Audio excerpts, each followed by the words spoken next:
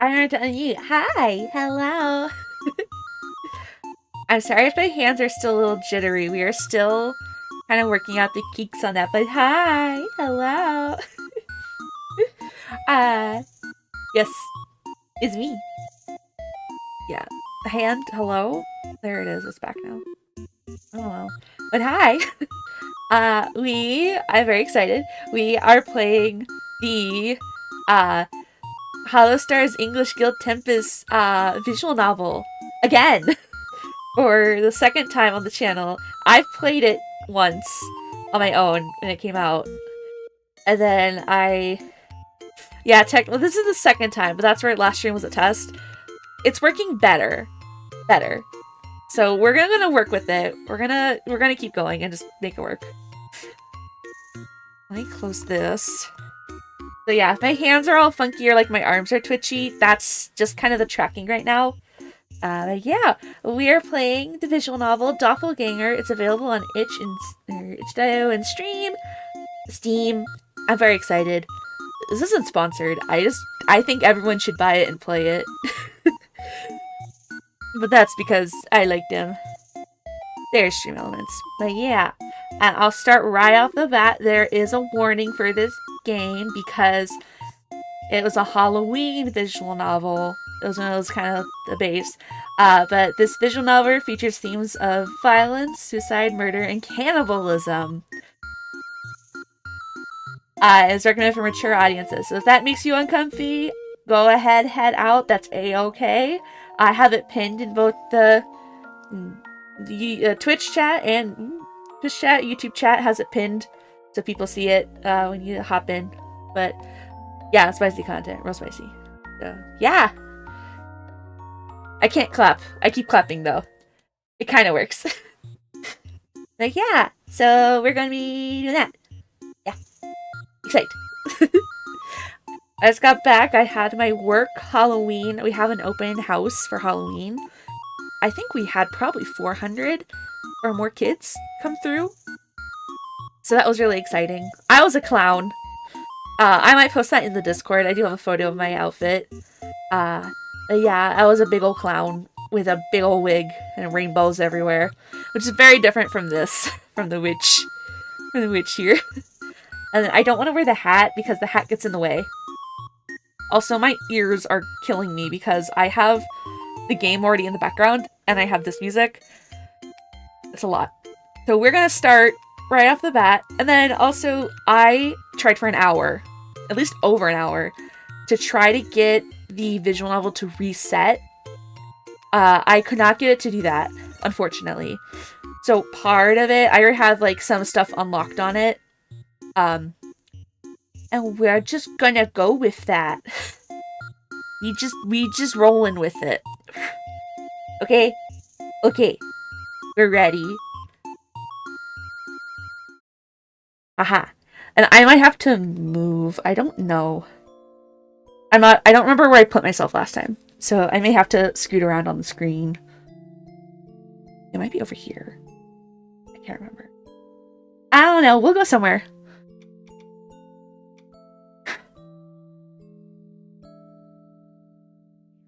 But yeah, so welcome to Doppelganger. Look at my anime boys. Look at them. Look at them. I love them. I'm very excited. Okay.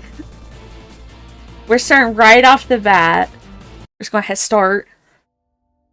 Okay. Let's scoot. What is your name? It's Gracie. Ooh, I have caps lock on. It's Gracie. I'm Gracie the Persnickety Puppy. That's me. Are you sure? No, I'm not sure. I'm not sure.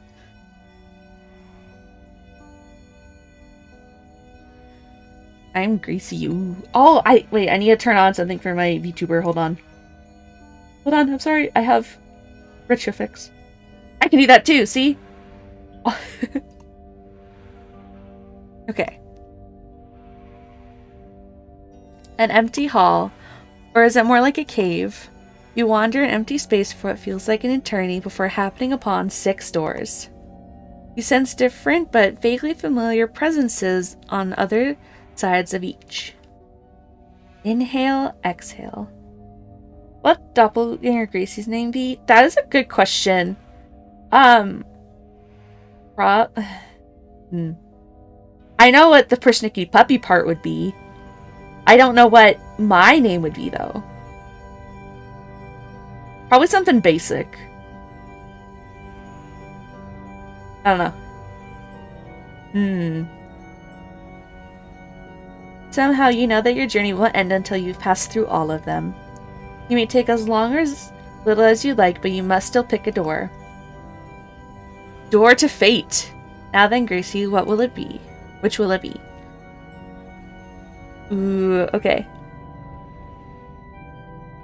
Like, can you guys hear the game and everything okay? Just let me know. I just left it as is, so. Okay, so we got 6 doors. Ooh! Because there's 6 members of Tempus. And the best path for this is to do in debut order. So that goes, the Demon King, Exiled Prince, Showman, then it's Abandoned Automation, right? Yes, yes. I have to look. I have some of my merch over in order of debut. So, then Automation, then Kursujiman, and then Huntsman. Okay. I'm so ready. And this is on Steam, and I have a list of the achievements I'm missing, so there are some things I might choose because I want achievements.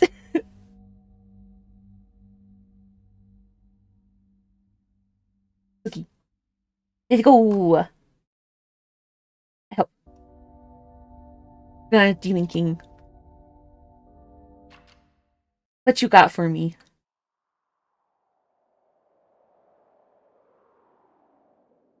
The Ice Plain of Elysium.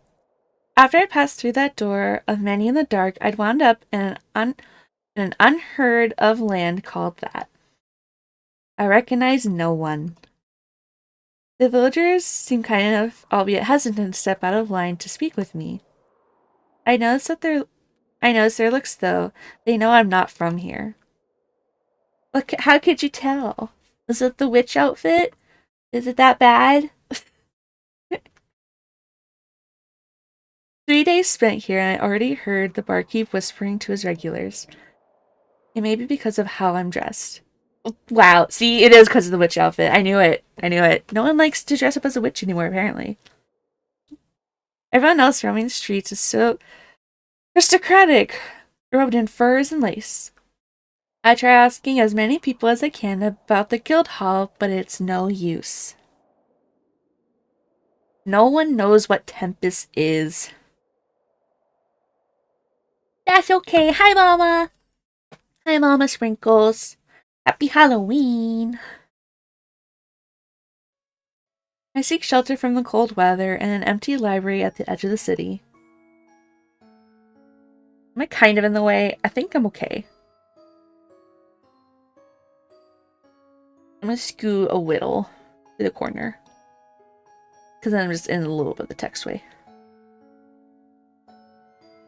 Was I Hershey poppin'? That's okay. Altair, the leader of Guild Tempus, had always advised me to research before digging too deep into unknown territory. She doesn't know where the charger bricks. No! Knowing local dangers, politics, or even just the lay of the land could save your life if you set out on a quest. Sigh.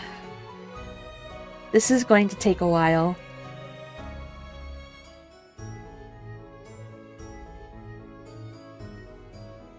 As I make my way through the aisles of books, one of them stands out from the others around it. Elysium's Truth, it's tiled. Elysium's Truth?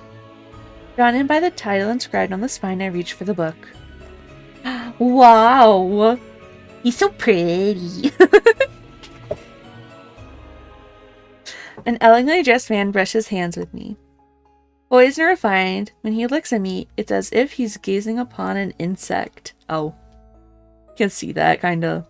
Jeez, man, okay. His expression is as cold as the weather outside. But it's a face I'm familiar with. Ooh.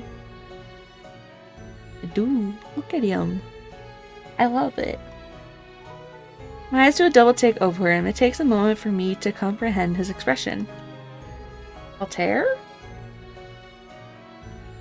He takes the Elysium's Truth book from the shelf first. After lowering it to his side, he passes me with a smile. Oh. I don't like that. Though he watches me expectantly, I've realized there's something just a little off. Isn't he taller than Altair, or are you really Altair? Oh, I'll say that he's taller. Is he taller than Altair? By a couple of centimeters. I checked the shoes he's wearing. He'd certainly be taller than Altair, even without the shoes on. I love it. What's wrong? Oh, something wrong? He has the same voice as him. Everything else is right. I've often heard this tone from Altair when he's worried about me staying up too late studying maps. Maybe he's just hit a post-guild anniversary growth spurt? Either that, or I'm just remembering wrong. Did you get taller? I don't think so.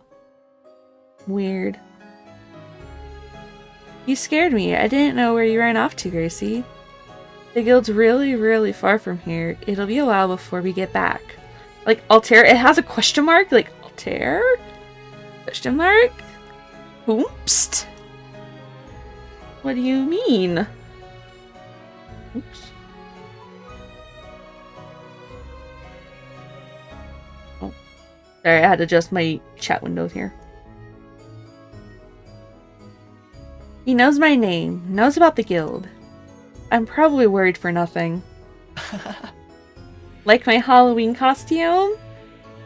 It's definitely a costume, bud. Maybe tease my anxiety. Altair lifts the end of his cape and slings it behind him so it flutters. Come to think of it, my last memories of the real Elysium had been around Halloween too. It's cool. Well, it's hard for me to pay attention to something like that. If I'm honest, I don't know where this place is or how I wound up here.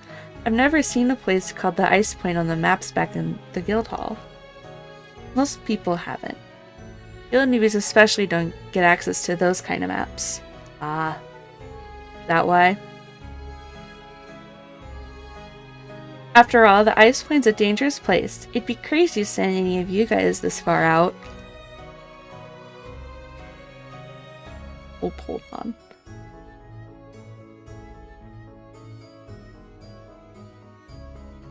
All the messages. Oops. That makes sense. I was attacked by monsters on the way in. I managed to handle it by myself, though. Must be thanks to your training. No, wait. That's all you. Don't sell yourself short. I feel less on guard. Any difference I sense really must have just been my imagination. We should get some rest before heading back to the guild hall, yeah? If we turn in early tonight, we can leave first thing in the morning. Altair slips the book we've both taken interest in somewhere on his person. Is that okay? Don't underestimate Tempus connections. I'll fill the owner on it later. Come on, Gracie, let's go home. Altair and I ventured through the Ice Plain Kingdom streets. Hi, Fox. Oh, if you already want to cry... Girl, you're not ready. You're not ready. He leads the way with his usual charisma, and I follow without thinking. We reminisce about the other members of the guild. He even tells me funny stories one at a time about all of them, from times even before I'd joined. The journey doesn't feel long, and before I know it, we stop in front of a castle at the head of the kingdom. Even though it's freezing out here, the gardeners managed to keep the plants green. Haha, yeah. What do you mean? We move, eventually into the castle itself. Foreign guards and servants bow to us as we proceed, hall after hall. Coming upon a throne room, I can't help but feel a bit awkward.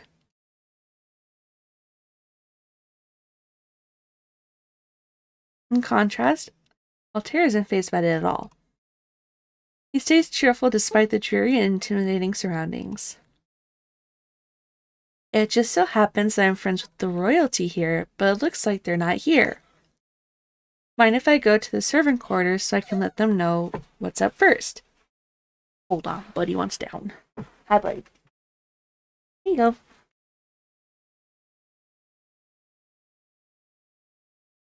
All things going well, we'll enjoy a full 6-course dinner and a huge fluffy bed to sleep in tonight. I'll be right back. Oh boy. Sure, I'll wait here. I don't like his laugh. Cool, thanks. Oh boy. Altair gives me a polite wave and hurriedly turns to head inside. In the same moment, the book falls out of his cape without him seeming to notice. I bend over to pick it up off the floor for him. But before I can let him know, he's already left for the hall. I guess I can read through the book a little while waiting since it seemed interesting. Elysium's Truth, huh? Even really set on reading it. I opened it up to the first page. Prologue, the Hollow Tree. To understand the true Elysium, we must first understand the Hollow Tree. Thinking back on it now, I hadn't seen the Hollow Tree here at all. What? Should such a distinct landmark be visible even from far away? Yes. I continue skimming the pages one by one, flipping through. Chapter 1, The Founding of Guild TEMPUS. Ooh. Wait a second. This book is... Chapter 4, The Land of Xenoguni. It seems to be an encyclopedia about my home. Our home. Why would he be so set on reading about a land he lives in and knows firsthand? Ooh. Ooh. He's our leader. He's the one who's led so many of the expeditions. Another chapter titled Towards the End catches my eye. Chapter 10, Return to the True Elysium. Ooh. Return? As in we're not already there after all? Oh jeez. Don't scare me like that, Shebus. I don't undrop the book when he suddenly comes back into view. Whoops, I broke something. It's okay. It's just a lipstick. It's fine. Whoops, forgot my book. I'll need to take that with me. I'll tear crutches to collect it from the ground. As he dusts the dirt off its surface, I collect my breath. Oh jeez. What's so special about this book, Altair? Don't worry, I don't want it. What's so special about it? Oh. It's the only copy in existence, a deep read on the world we live in and its secrets. What's wrong? Don't you ever wonder about parallel worlds? I look at him for a long time. It's like his eyes see straight through me, like they see something that I don't. Not really. You mean you've never wondered what another you might be like? I just try to take things day by day. I've got enough to deal with. True? True? It's not like the guild life is always rainbows and daisies. You know that better than anyone.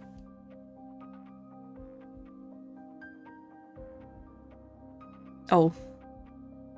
I don't want it. It's okay. Don't worry, I don't want your book. I just want to know where I really am. Oh, she asking the deep questions. Uh-oh. Hi, buddy. What do you want? Hold on, I need to put a dog out. Hold on.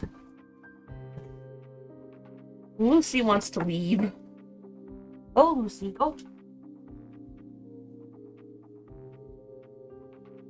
What else? Aw.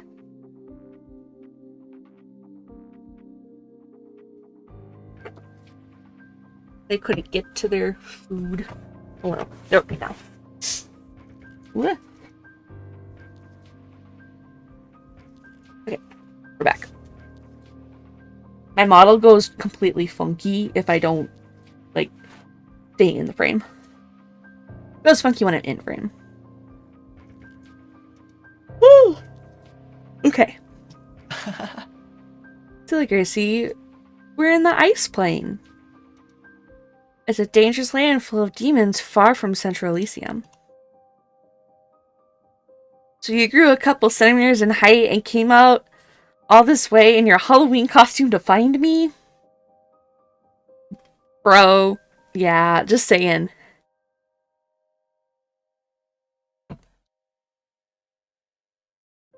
Saying it out loud actually makes it sound all the more ridiculous. The boys and I split up. They're checking the other areas like the Fire Plain and Skeleton Country. The world we live in is bigger than historians ever let on. When the land is overrun by corruption beasts, it makes sense that only the strongest of adventurers are able to document and publish their findings in maps. I think that makes sense. Plenty of people never make it back.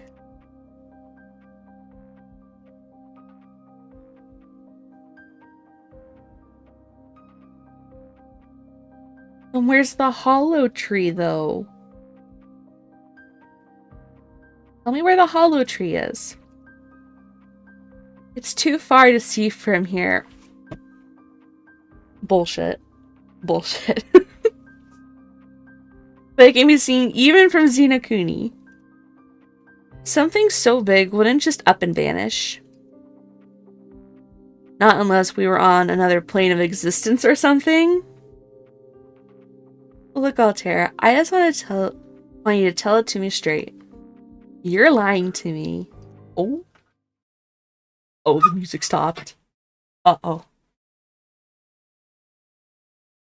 What if I told you the reason we don't see the hollow tree anymore is because it doesn't reach this place? Listen to me. Oh. Oh, I don't like that. What if I told you we were in a different world entirely? That the world we're in now is some kind of subworld anomaly. Ooh. It's temporary and will likely only last for a season. He drops the act I see in his posture. He adjusts himself and tries to make himself seem more approachable while acting as the guild leader I know. However, without feigned atmosphere about him, his cruel and regal nature bleeds through without him actively needing to try.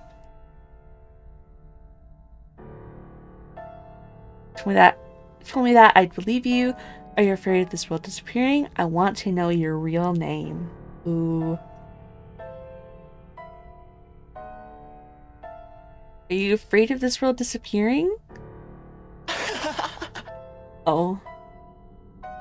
I'd asked him out of sincerity, but he laughs at the question in a mocking way. He takes a moment to collect himself before his face slowly returns to its original state. Don't be ridiculous. Listen to me. Before anything else, I need something from you. Why should I trust you? Dude, bro. You've given me no reason. Very well. Oh. Just how much of that book did you read? Altair's lookalike tests me. Not very much, honestly. I was mostly skimming the chapter titles. True? True. So you saw it then? Which part? Those wrinkles. Chapter 10, Return to the True Elysium. I saw that, yeah. The True Elysium is probably my home, isn't it? Where the real Altair is. Ooh. Real? Ah, crap. Maybe I shouldn't have phrased it like that. I can't meet his eyes for some stretch of time. Doing to let what I say pass through, the stranger speaks once more. Listen to me. Dear Gracie, allow me to make things very clear to you. This book holds secrets that only you, as a resident of the other Elysium, can help come to fruition. Oh. You can? Neither Elysium is any more or less real than the other. Despite knowing that, you'd like to see the TEMPUS members again, wouldn't you? So again. He takes my wrist and pulls me closer. Oh. His voice is low and he whispers in my ear, one syllable plucked evenly after the other. I need something from you. And in exchange, I will help return you to the True Elysium once you give it to me. While it is true that I am called the Demon King by rivaling lands, I can be quite benevolent should one know when to humble themselves and simply obey. Oh. Demon King Regis. Oh.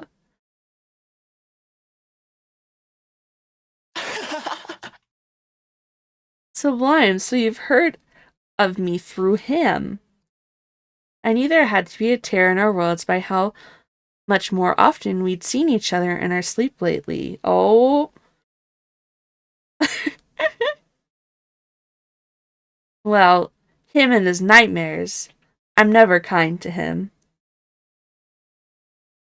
The sadistic smile that spreads across his lips instills a fear in me, like that of a cornered animal. But I digress. Listen to me. You will do as I say. You don't have a choice. You will give me what I want. I'll like it. No. Oh, I so want to hit him. Can I hit him? I want to hit him. I want to hit him so bad. Oh. I should just flee. I'm gonna run away. I think I hit him last time. We're just gonna run. All I know is that I'm in danger. I have to get out of here. I never guessed that Regis had been real. I struggle out of his grip and bolt for the door as fast as I can, and the sounds of my footsteps bounce all about the throne room walls. Anywhere is safer than here.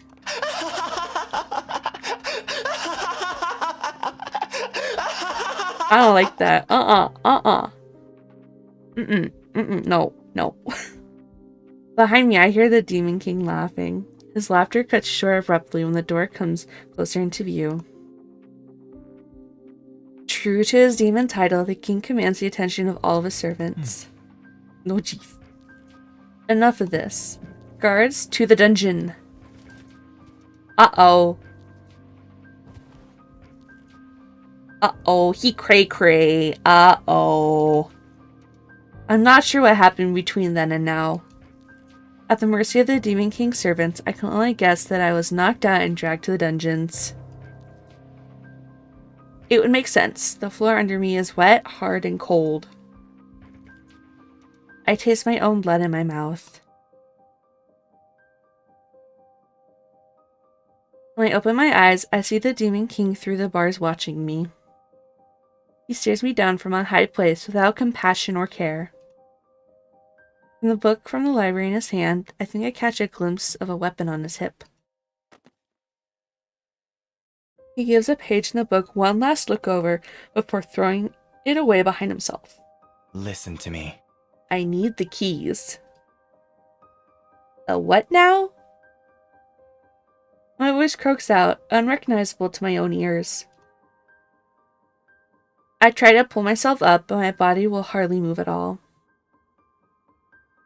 The guards must have really let me have it before. The Demon King's gaze falls to where I'm curled. The clicking of his footsteps draws closer to me. I don't crane up to look up at him because my head is too heavy for my neck anymore, but I still feel him glaring through me. Oh, I don't like that. The heel of the Demon King's boot comes down on the center of my palm, crunching it beneath his weight. Ow! Tears blur my vision while I try to free my hand from under him. He chuckles at me when I do. Without remorse, the Demon King twists his heel further into my palm. Very well. We'll have to do it your way, Gracie. Uh-oh. I'll play with you as long as you'd like. After the tendons in my hand give out from under him with a shatter and snap, the Demon King elegantly lifts his foot as if he's done nothing out of the ordinary. Jeez! Jeez! This dude's crazy! This dude crazy. No.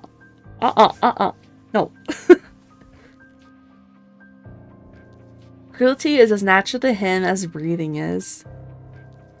The barren iron door creaks from above me as I start to sob. The Demon King's figure casts a deep shadow over me when he lets himself into my dungeon cell. Taken from a candelabra just outside through the bars, tips a burning candle over where I lay on the ground. Scalding hot candle wax flatters across the side of my face and neck. I spasm on the floor and try curling into myself to protect myself. The Demon King is not amused with my reaction and drops the candlestick as indifferently as it had been lifted. The candle is snuffed out by his still bloody shoe heel. Listen to me. I'll say it again. I need the keys. I'd rather die than give you the keys. If I knew how to give them to you, I would. I don't know what he's talking about. I can't help you even if I wanted to. They're like spiritual or something. They're not physical keys. Oh, liar.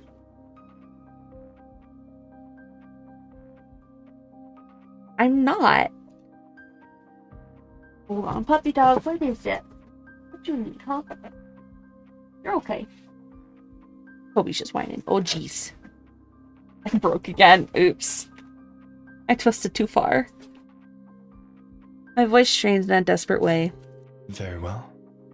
You're quite stubborn. We're not finished here until you give the keys to me. My heart sinks into my stomach with dread when I see him draw the weapon from his hip. Oh.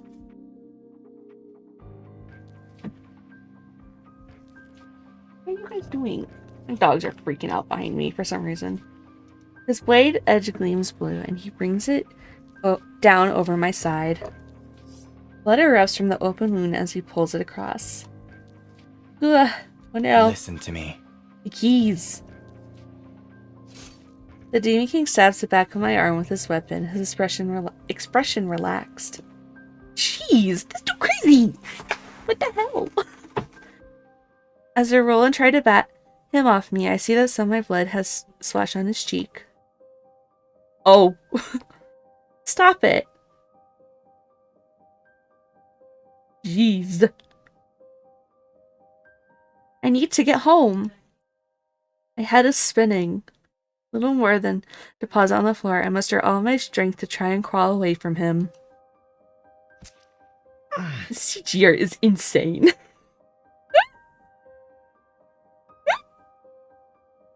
I need to get back to Guild TEMPUS. Pain.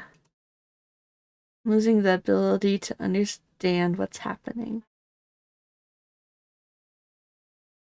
Is this torture? Am I dead yet?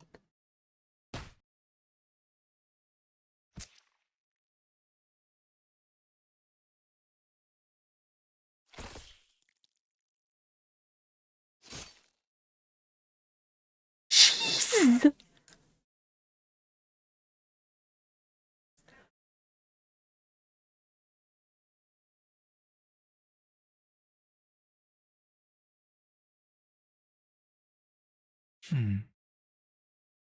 Oh, hello.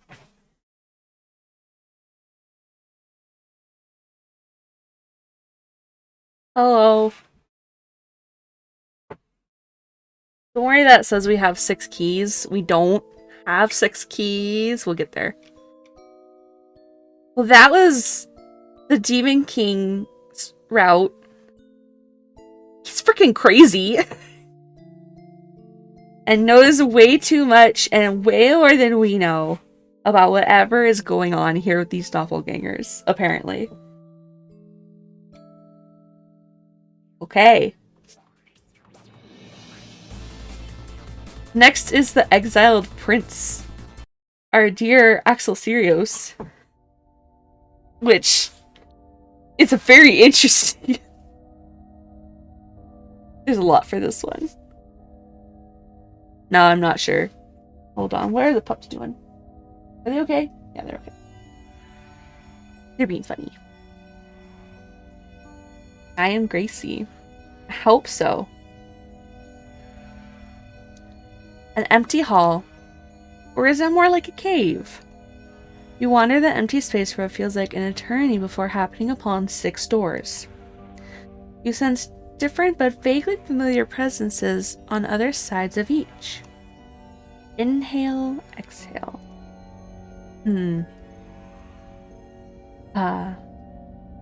Somehow you know that your journey won't end until you've passed through all of them. You may take as long or as little as you'd like, but you must still pick a door.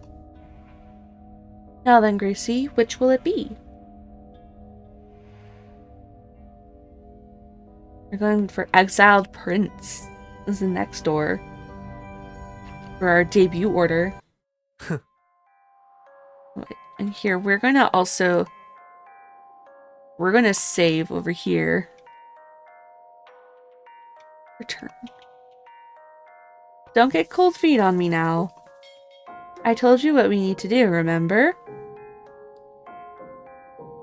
We'll need to head into the Demon King's castle and take back the flame shard he's gotten locked away in the throne room. You say it like it's going to be easy. But one of the things, it seems like we died, but then we're forced to come back through another door. We have to pick a door. Whatever that's supposed to mean. Isn't the castle highly protected? Well now. The guards aren't the part I need help with. I'm more than capable of handling his whole army by myself. Not to mention my elemental advantage. Okay, bro. Okay. The exiled prince dismisses my concerns with a flippant lift of his shoulders. After being attacked in a land called the Fire Plane by a horde of other devils, he'd eventually come to my rescue. It's been days since I now passed through that door into the abyss. I immediately noticed his striking visual similarity to Axel Sirius, the guild's gladiator. When I asked him about it, he just laughed at me. I see. What is it that you need? What are you fussing about? Oh.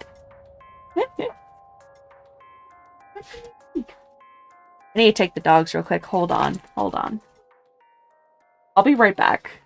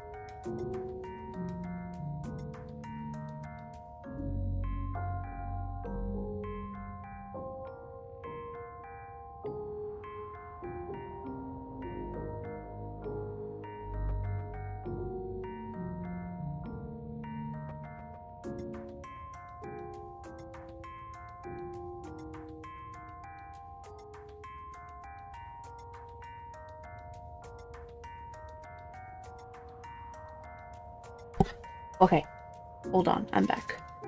Yeah, the dogs really need to go out.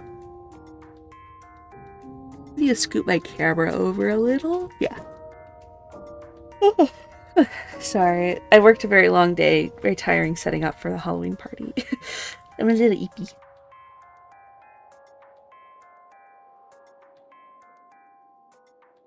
With a heap of devil bodies lying unconscious at his feet, he'd offered to help me get home at the cost of a favor. The exiled prince is laid back, relaxed, and unsettlingly cunning. He's the type of person who seems open but actually keeps many secrets. But I still owe him my life. And besides, it's not like I have any other options. Right now, we're in the Ice Plains, a rival kingdom that's ruled by someone called the Demon King. The exiled prince told me he has a bone to pick with him. Things are getting boring for all of us around here. His commentary snaps me from my thoughts. You mean for the people? I mean for everyone in every kingdom, even the people who live here in the Ice Plain. What's a little chaos? Everyone loves some excitement. You ask me, even the Demon King would be happy for a challenge. Are you sure, man? Are you sure? I love his look for this.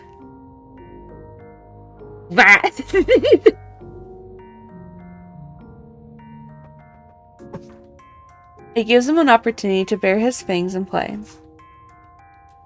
So what do you say? I hesitate to respond. I owe this man my life, but I still don't feel the best about oops, my bad. It's possible to feel comfortable getting caught up in some other world's conflicts without any context. True. I should have grabbed more water. It's okay, it's fine.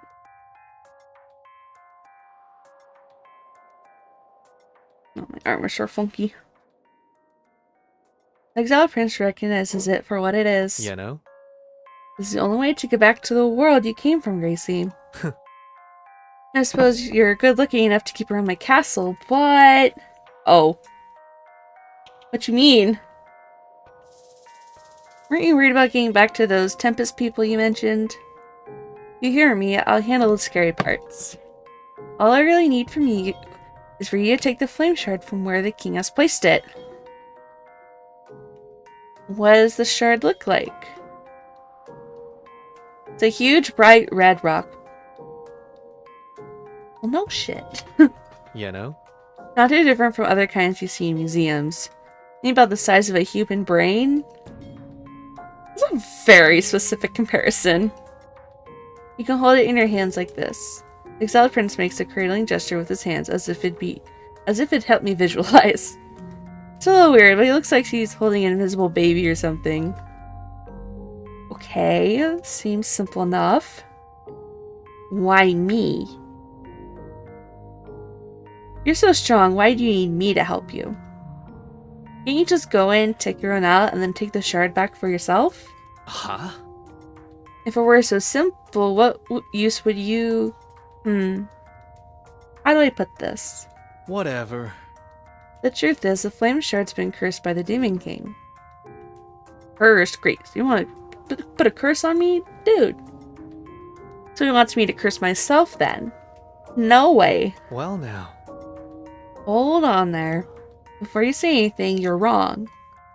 The curse only has any effect on the residents of this world. And since you're not... Can you really be sure? I doubt you have any way of knowing firsthand. If visitors from other worlds came in all the time, your kingdom would still be the strongest in the land. Right? I'm only assuming from what he's told me so far. You're a good listener. It frustrates me that he doesn't seem even a little rattled by what I've said. You know? But if you want the only answer I have for you, it's because everything that's happened is part of a prophecy. You being here was prophesied hundreds of years ago when the Fire Plane was still the strongest kingdom in Elysium. The prophecy foretold that there'd be a time when the Ice Plane would overtake our land, in which the Flame Shard would be returned to us by a mysterious visitor not belonging to this world. It's a cool story, isn't it? Not to mention that the fate of my kingdom seems to revolve around you. He is the exiled prince. Why is he exiled? If it's his kingdom. You know? If you ask me, you should be flattered.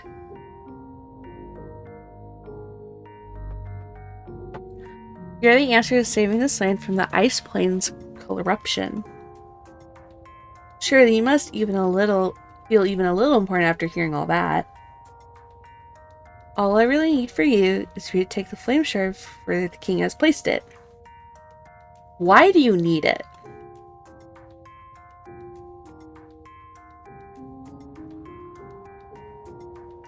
Why do you need it? Does it do something special? Well now. It returns full power and life to the fire plane. You probably noticed that the devils who attacked you when you first got here were incapable of speech or understanding. I do remember that. The devils were humanoid but hadn't responded or listened to me. They'd been intent on swarming and attacking. You know? As long as the flame shard is missing from our kingdom, the devils are doomed to live like that. Without thought, incapable of understanding their surroundings.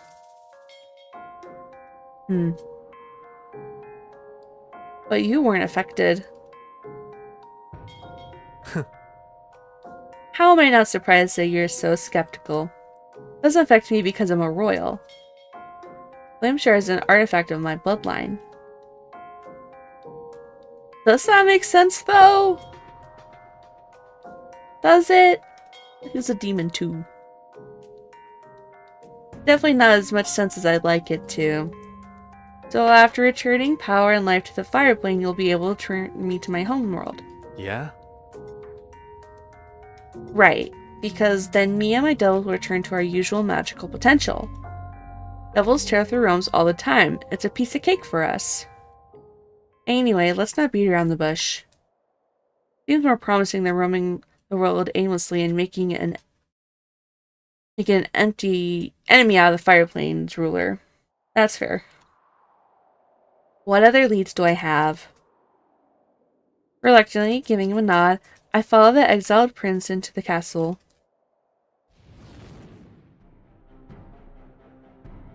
The exiled prince hadn't lied about his battle prowess.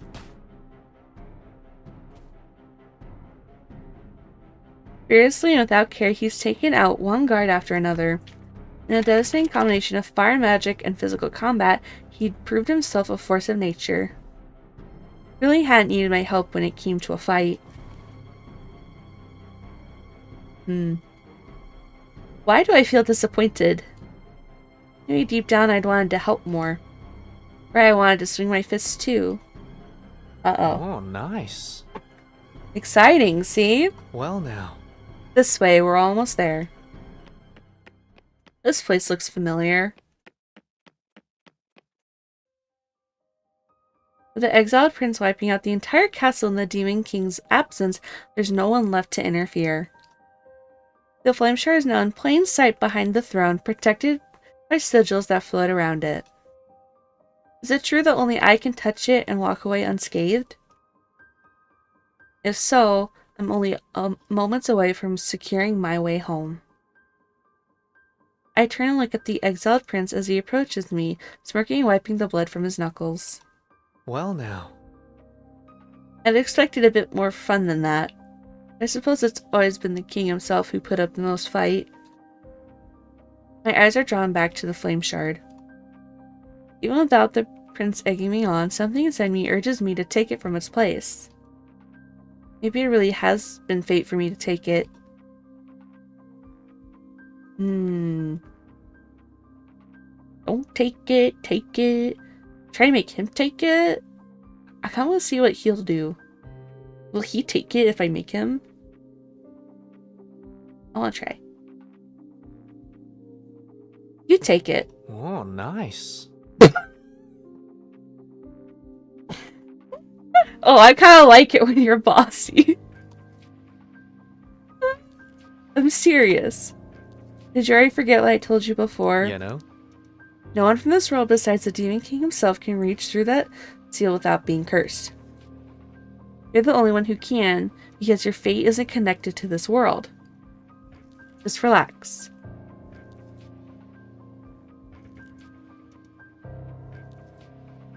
Oh boy. I was gonna sneeze. Alright, we're gonna take it. I'll do it. Takes me a moment to swallow my fear, but I trust my intuition. I anticipate the worst. I wince and anticipate that I'll be burned, but to my surprise, my fingers slip through the sigils. I clasp the flame shard in my hands. While I'm not looking at him, I can feel the exiled prince's excitement bubble up from behind me. See now, that wasn't so bad. I withdraw the shard and pull it to my chest. Jeez. Very same moment, the icy castle seems to thaw all around us. Oh, nice. That's our cue. We should be getting back to the fire plane. What's happening? No time for that. Let's go. The floor begins to shake beneath our feet, and I stumble.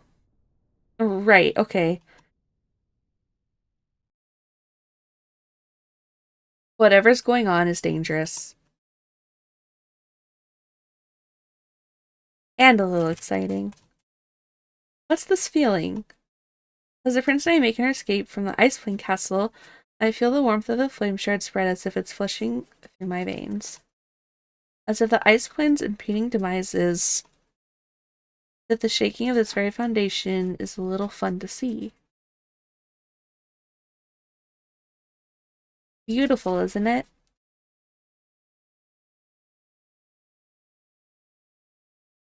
Yeah, actually. Yeah, it is. I don't understand why I think so. We reach the fireplane. Back in the safety of the prince's castle, time finally seems to catch up to us. We're taking the flame shard back to its place hidden deep in the dungeons. The exiled prince returns to my side with a big smile on his face. I need to put Buddy on the bed. It's pretty little man. My little old man.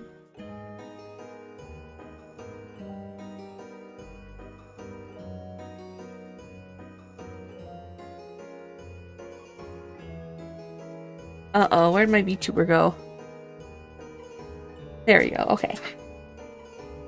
She got a little lost, apparently. Oh, nice. Home sweet home. And with that, everything is almost back in order. That kingdom was starting to crumble, is that right? I need to confirm. Something like that. More important than that, it's reverting to its original state. It was part of the fireplane before the Demon King took over. You just have to wait for now to see what the Demon King does. What was it like before? Can it become the fireplane again? Can it?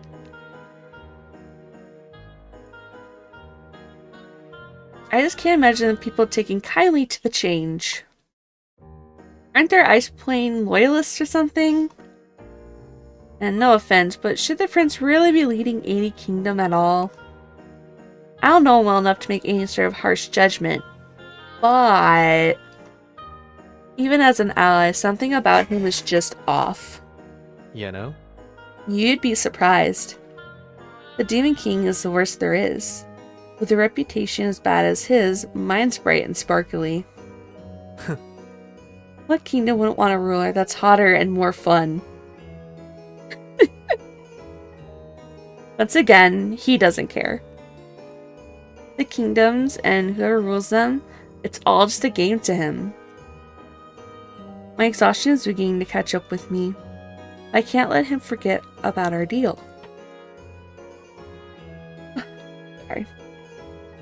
Now that's over, we should rest up for the night. Go ahead and make yourself comfortable. I stand my ground. I'm not staying any longer than I have to. Tomorrow, we're going to use the flame shard to get me back to my world. We ain't gonna do that. Understood? Sure, okay. No need to be so tense about it. I'm a man of my word. You should scurry off now. It's been a long night, You know? But I guess you can make it even longer if you're stubborn and want to. Jesus. How do you feel about sharing with others?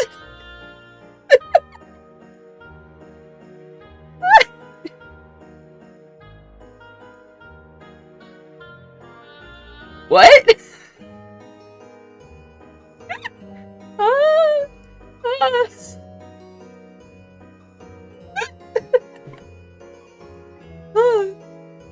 Sharing what with others? You? What? No, don't make it weird. I'm going to bed.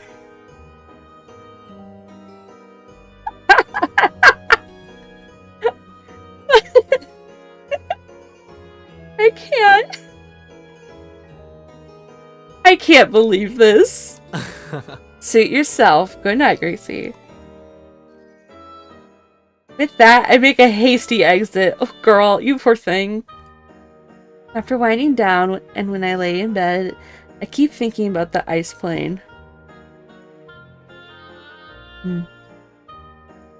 What happens to it from here? Could I have helped? Whatever. What happens in this world is none of my business because I'm not part of it. I just need to get back to the guild. Well now. And now that Gracie's out of my hair, the flame shard is all mine. Too easy. Time to take it all back.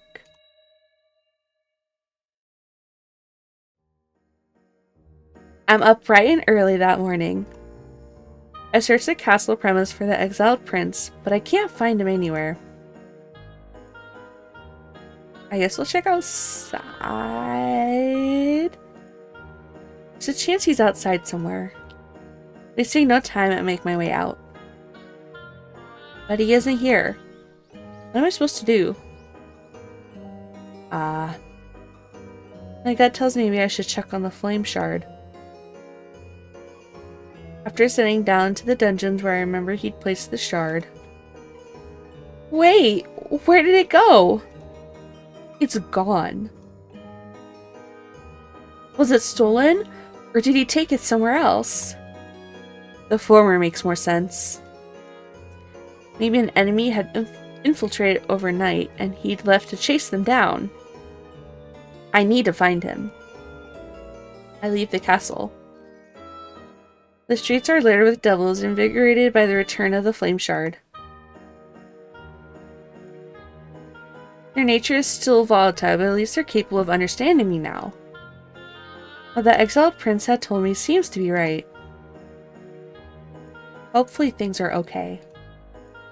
With the flame shard stolen from the ice plane, just what kind of future remains for this world? I try not to worry too much. I also try not to feel too responsible. After a full day of searching for him, I find the exiled prince emerging from an underground stairwell. Behind him, some music is leaking through the cracks of what seems to be a club or a bar door. Okay. Where were you? And does he even know the shard is missing? The flame shard is missing! Sure, okay. No, it isn't. Missing from the dungeon. I checked while I was looking all over for you. Did you forget what you promised?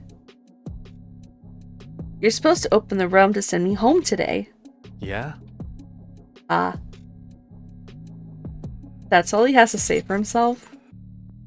About that. I liked you. My world goes still. You what? Yeah, bitch, what? I don't want to believe him. Now's not the time to play around. You know? No one here has that kind of power. Not even me. Actually, I'm pretty surprised. You went along with everything I said so easily. Because he helped me. Because I thought he'd take me home. You think I'd really care about whether or not you got home? You know? You should be more on your toes. This is not my fault. I'm not stupid. Oh. Well, about that. I wasn't stupid. It wasn't stupid for me to believe him. That was like me taking advantage of nativity. It's nothing personal.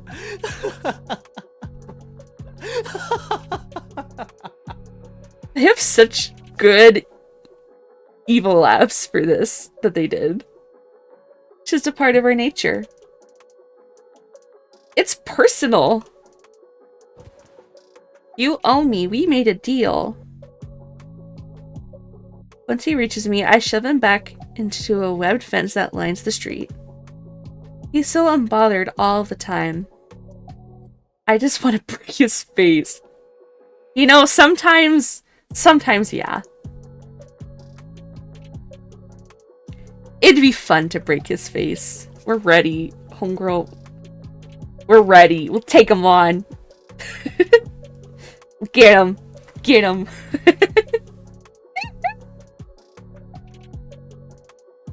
I raise hell and attack him.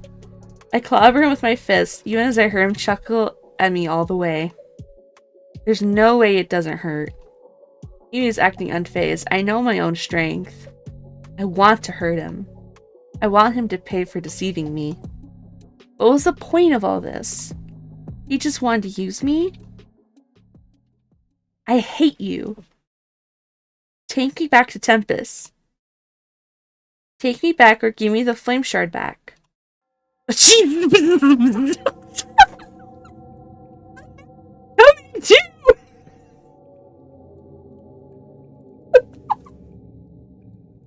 Oh no! Oh no!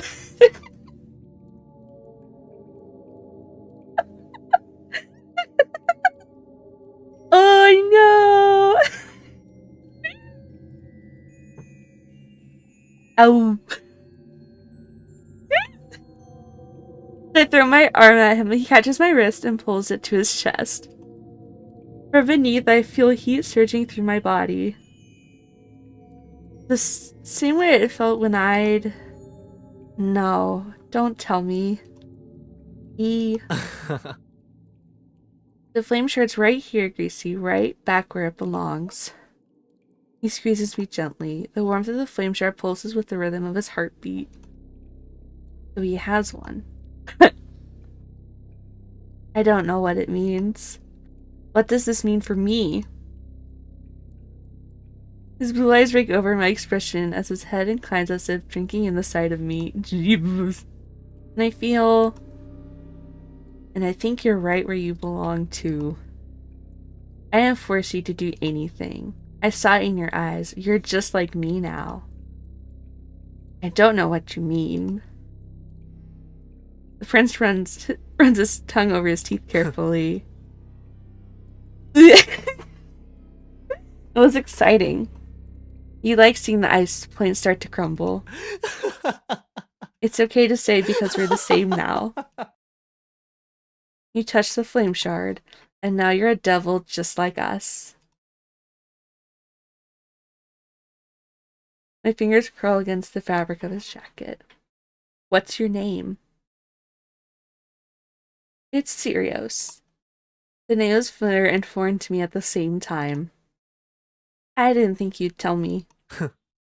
I told you because you're a devil now. And more importantly, you're my new partner in crime. That CG should be freaking illegal. That was illegal. They should not have done that to us. That was horrible. Ah, the sound of screams. How beautiful the other Elysium has been that evening. On its last evening standing. As Prince Sirius and I watched our world burn to a crisp, we revel in the chaos together. And at that moment I knew I'd found a new home for myself. I'd start a new one. A world far more beautiful than what I had before. Yeesh, okay.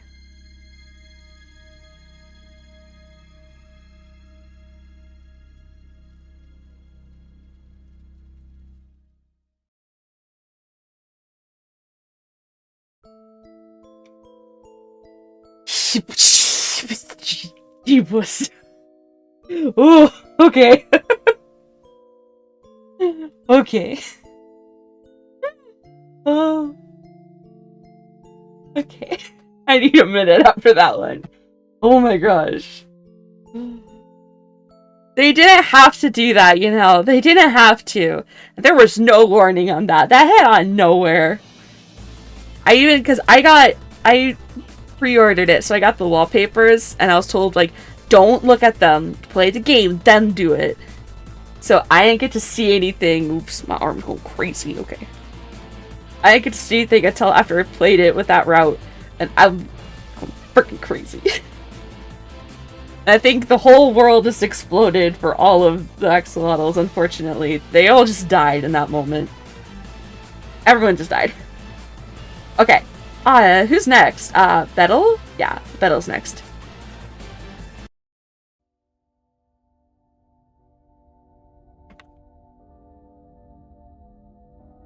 And we're sure? No.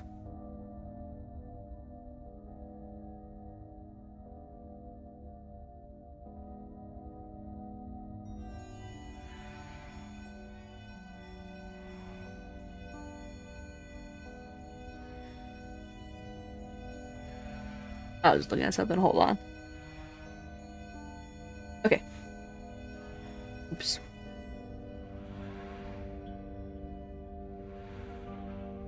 An empty hall. Or is it more like a cave? You wander the empty space where it feels like an eternity before happening upon 6 doors. You sense different but vaguely familiar presences on other sides of each. Inhale, exhale.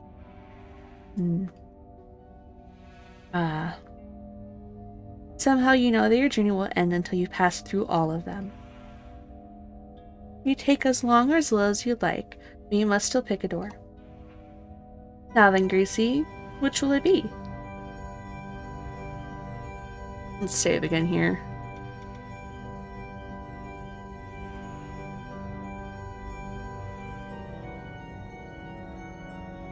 Okay, we're on to Showman, which is also very good. It's a very good one. I love his outfit for this. Oh, look, Sherry! You! Everything ready for tonight's set? It's ready. I love this outfit. It's so good. Great, you finally made yourself useful.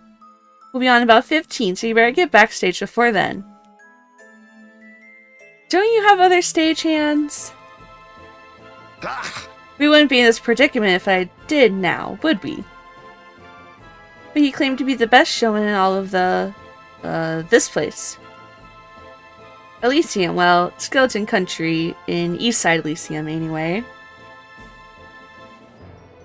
This isn't Elysium.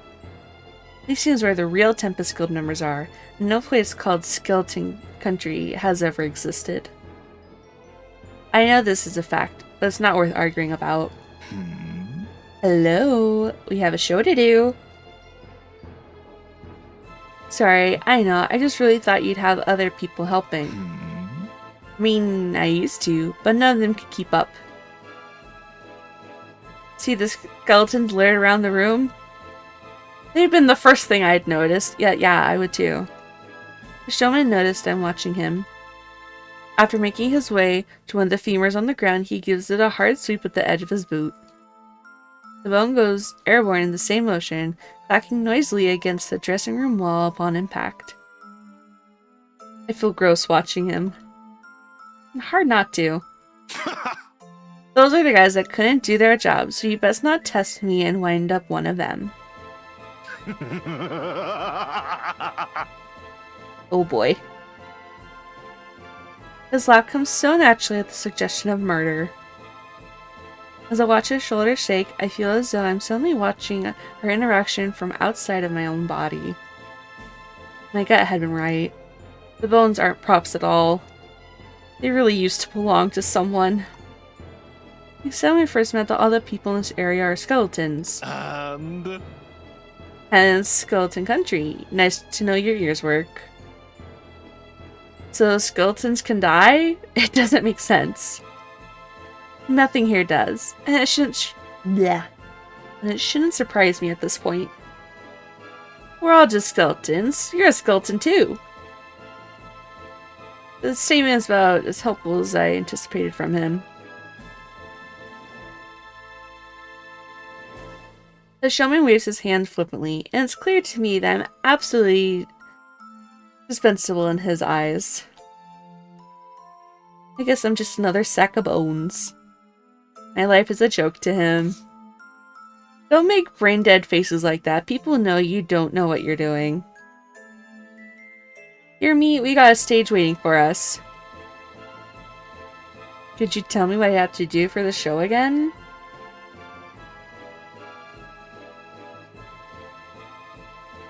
I see his expression flattening, seeming like he isn't too pleased. I asked, how many times now have we gone over this?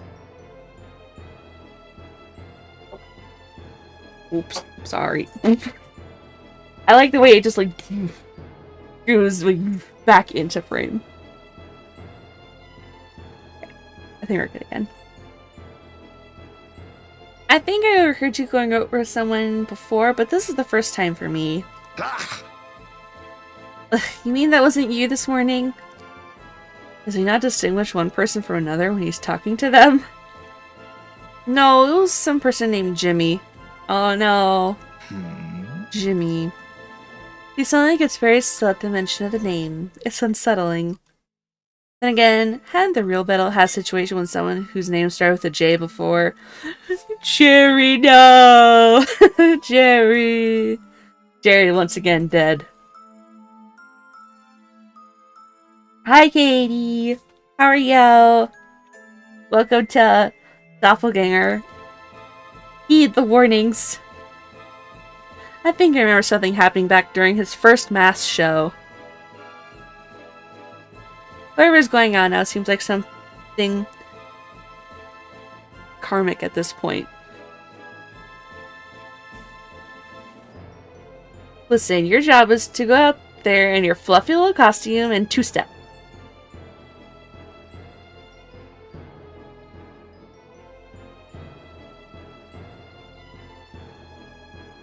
Nothing fancy, just a 1 and a 2 and a 1 and a 2.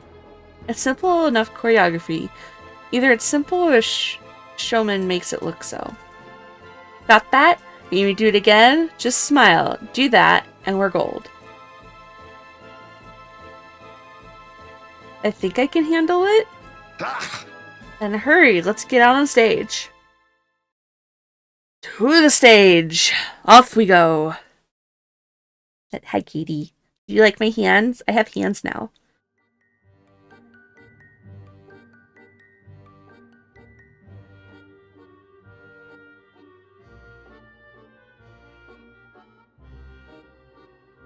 About time for the show, whether I like it or not. I don't want to end up like those broken skeletons in the dressing room. After tugging on the ends of costume gloves I've been forced to wear. Yeah, I've always had hands, but I couldn't use my hands before. They were just stuck in A pose. So I have hands that I can move now.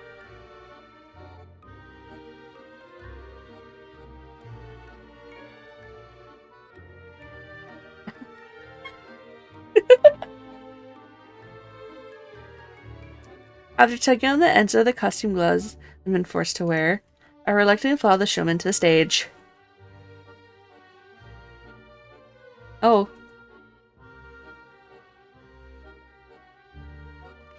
Ladies and gentlemen, boys and girls, it's the moment you've all been waiting for. Ta-da! It's me! Ta-da! Oh, I didn't know my scroll wheel scrolled through the text. Wait, he's already started? I'm not even on stage yet. I will test that off stream. I want to keep most of this VOD, okay? I don't want to do that. I think it can, though. I have to behave myself. What if someone sees this? I frantically hurried to the wings. I tried joining Bettle's doppelganger on stage and find...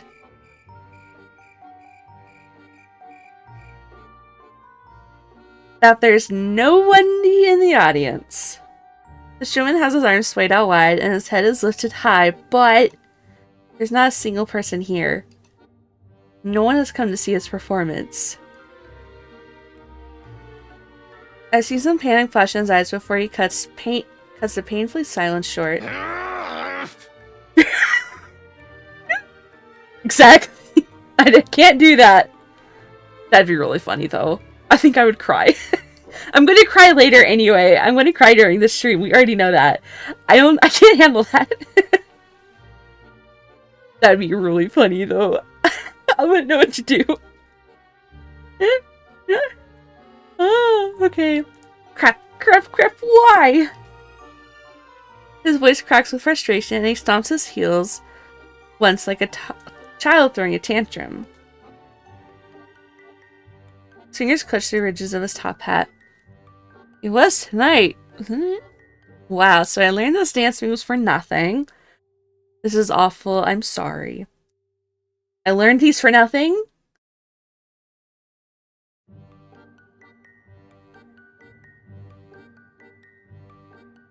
Come out to my spot and join in properly. Oh, shut up. It was a two-step, not a full-on tango. Since it looks like there's not going to be a show, can I at least take this costume off and get into something comfortable? No! There will be a show. I thought for sure there'd be at least 3 other skeletons still around to come. 3's not a big number. Well, that's all that's left. Isn't there a skeleton birth rate problem or something? I'm still new here, so it's not like I'd know. Not a birth rate problem. There are plenty of skeletons living here before. But now there aren't any. Take it from me, the ones that aren't here anymore weren't worth having around. I don't think that's something you can just decide. Look, they had a chance and they blew it. Just believe me. The dwindling skeleton population. Is it really this guy's fault? Probably. Look, he's got how many, like, look at those. Exactly, we're just skeletons in a meat mech. But like, look at those vertebrae. That can't be that can't be one person's vertebrae. Oops. That can't be one person's vertebrae for that whole belt. Right? That's gotta be 2 people at least. And it goes all the way around.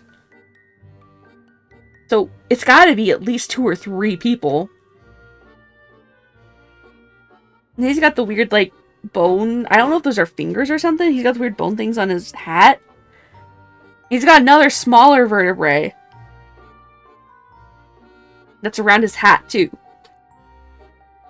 Those are vertebrae, right? I'm pretty sure. And now I'm thinking, like, I don't know if that is what I think it is. I'm doubting. I am doubting. Oh, no.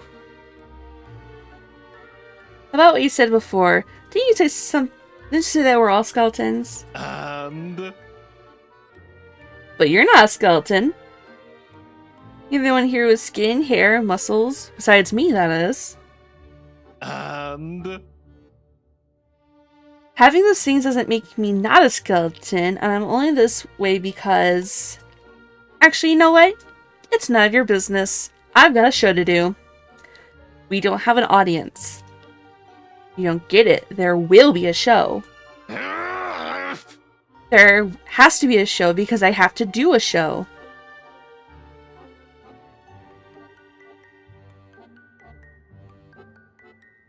I love you. I love you.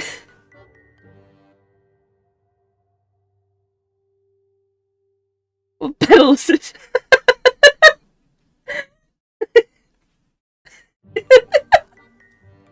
just a really funny sentence to have to read.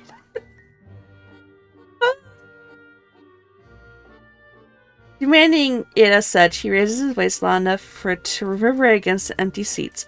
His eyes jerk about the stage in an erratic way. I don't really understand where he's coming from, but some part of him seems afraid. Why would he be so stubborn about performing, even if no one's come to see it? Get in the front row. Huh? What? Just get in the front row. Okay, jeez, man. Maybe this is the life I'm doomed to lead now, one where I just submissively do whatever this crazy guy tells me to do. Oops. Oops. As I take a seat in the front row, I can't help but be reminded of Belle's rehearsals back in the Tempus Guild Hall. Those times have been much more of a two-way street than this. Belle had always understood the importance of keeping his audience happy. And even through this showman guy looks just like him, their motives for being on stage couldn't be any more different. ta-da! Oh boy. Oh wow, what a crowd of one today. You really came all this way to see me? Jeez! Flashbang! Eyes! I'm stabbed in my thoughts by a blinding spotlight that finds its way to me. Squinting through it, I still can't see anything. Only those rainbow swirls you sometimes see when you shut your eyelids while dizzy. Hi, Percy! Oh, thank you! I know, he is so pretty. I love This Is the Showman, but hi, hello. We're playing Doppelgänger, the TEMPUS visual novel. Spoilers. Thank you. And then heed the warnings in the pinned. Just FYI. And what's your name, traveler? Oh, I realize he's never asked until now. Those, like, lumbar vertebrae. What about the ones on top here? Are those, like, towards the top of the spine? What do you think about those ones? We're doing bone science.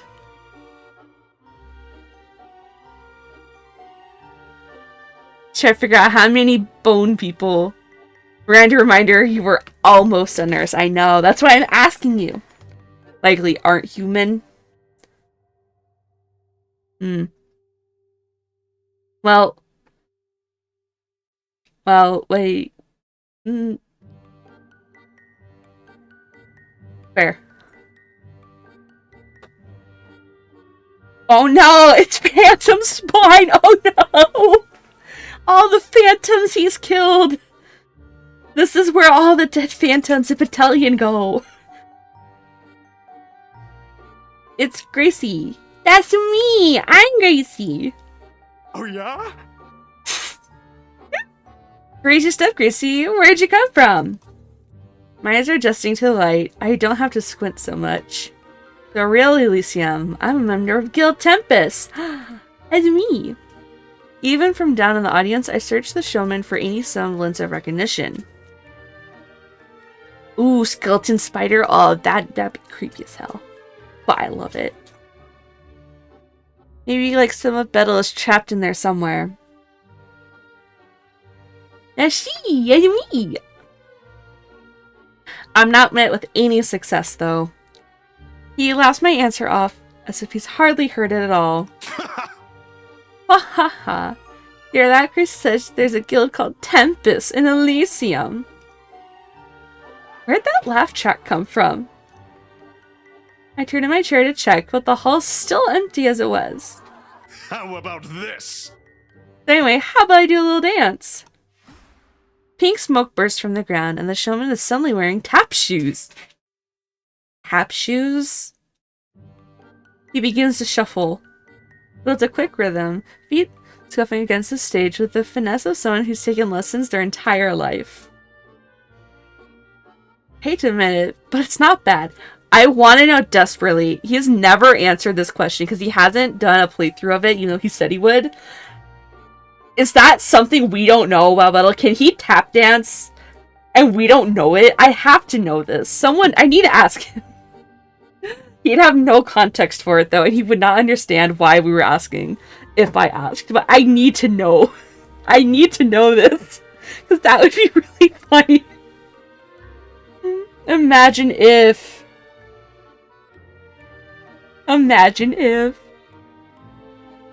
I don't think even the real Gavspell can tap dance. He doesn't really seem like the kind of... No, you're right. He doesn't seem like the kind of guy who could or would. I know him and Tubert, R.I.P. They just did sports. They did soccer. That was about it. They were nerds.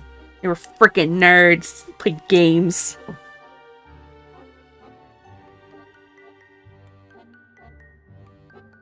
We can cheer for him, boo him, or do nothing. I kind of want to boo him. Boo, you stink! Ooh. And an impulsive sadistic urge to boo him rises from me. Maybe out of my baser instincts. I feel called out. so many times in this. It's too bad my tomatoes aren't here with me. True battalion. Boo! Boo! I give him an aggressive thumbs down and see his smile crack beneath the pressure. I feel so bad. I feel bad now. Okay. Yeah. Boo! Oh. How's my hand doing?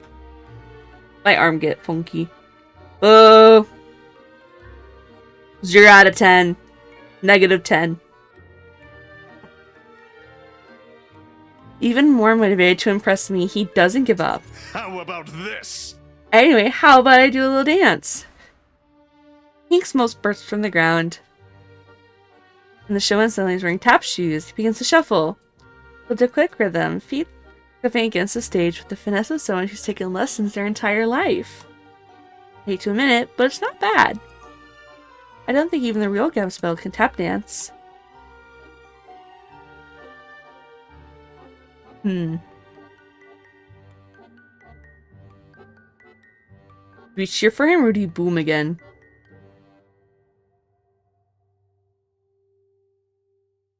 I would do nothing.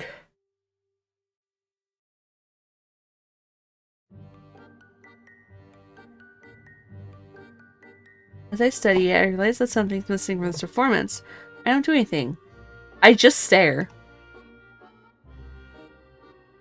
Staring straight at the camera. The sound of his tap shoes gets faster and faster. Doing all sorts of stunts, handstands and flips, but I just don't care. This performance doesn't make me feel anything.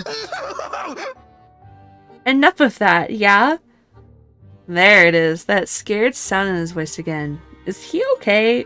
A loaded question. Blink of an eye, his tap shoes disappear in another puff of smoke until he's back in his regular shoes. How about this? Knock knock.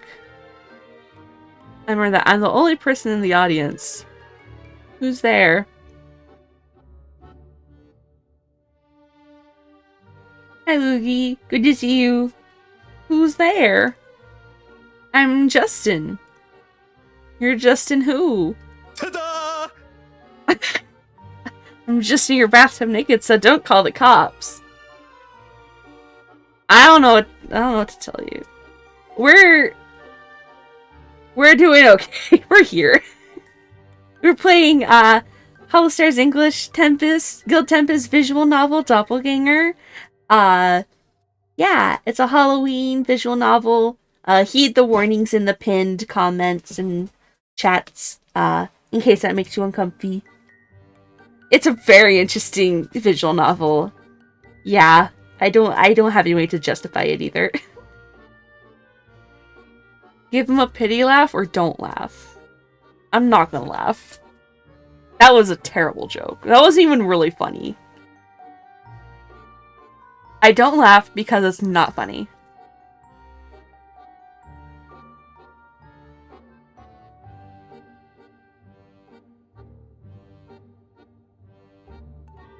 Katie? Katie? Katie? I'll come get you! Katie! Get out! No! Stop it! Yeah. Those too much step required for the joke. Shut up! Shut up, Katie. She'll watch me stretching. She'll watch me stretching the bee and waiting for me to adjust this punchline, but I never do.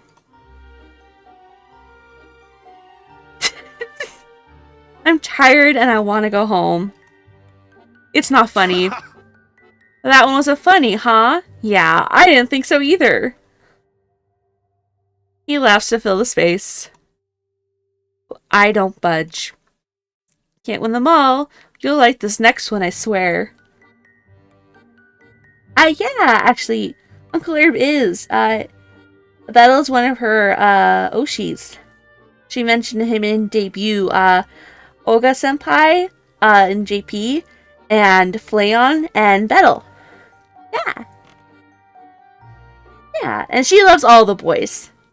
She loves all of Stars EN, too. Big supporter. That's why we call her Uncle Herb. But yeah. I know, she's great. I love Uncle Herb. How about this? Watch me swallow this whole walking cane.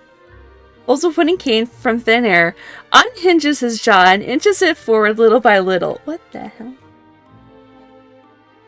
Yeah, that was horrifying. That was exciting, but also very scary. And yeah, she did! I unboxed my Expo merch, which is all Battle stuff, and so I just streamed a hand cam of it, opening all the cards and stuff, and she showed up. She was in my stream, and I freaked out. I was like, you could tell there's a timestamp somewhere, but yeah, she was there. I could not believe it. I was like, I thought I was gonna die. It's dangerous! Don't respond. I watched him swallow the entire cane. My costume's getting kind of itchy, so I scratched myself. Very itchy. The ears are very itchy. At that, I see him start to panic. He hasn't admitted it, but it seems our reaction to this performance is more important to him than I thought. Gracie. Hearing my name from him, I remembered for this long. Makes me a little nervous. I might be the only person whose name he's ever remembered. What is it? Aren't you even a little entertained? No. Everything becomes still. The showman watches me for a long time. No.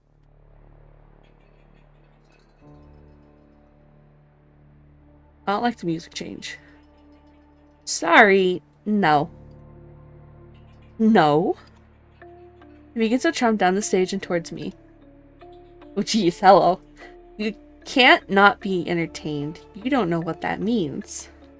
The showman grabs my face and shakes me around like a baby rattle. Doesn't mean anything if you strong-arm it out of people. Are you stupid? It does. It does. His voice is strained. I hear something dark beginning to stir, like the realm is beginning to split.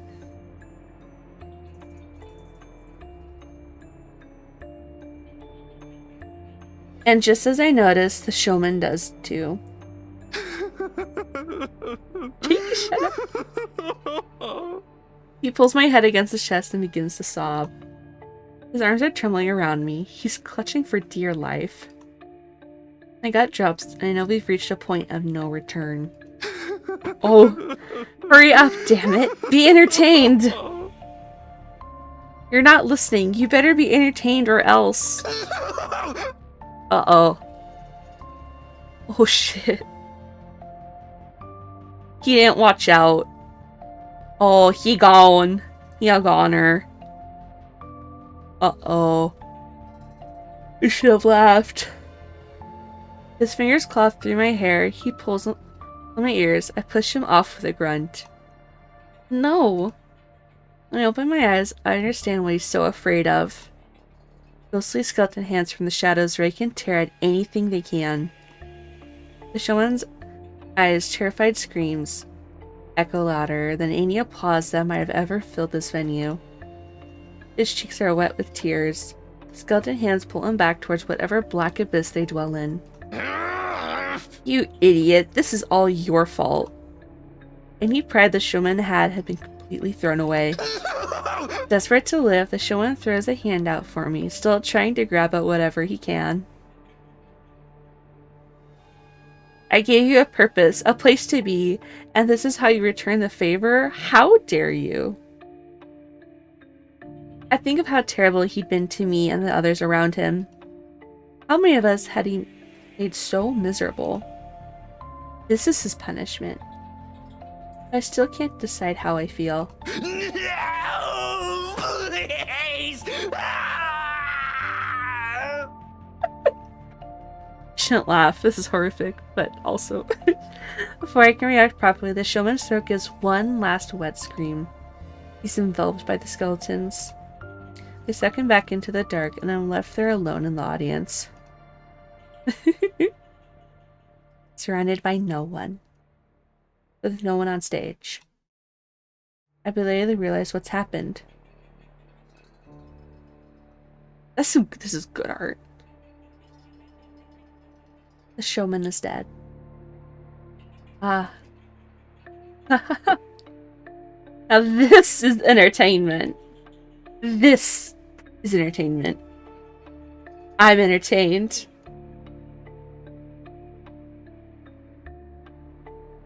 No. No, my Kabaoshi, no! He dead.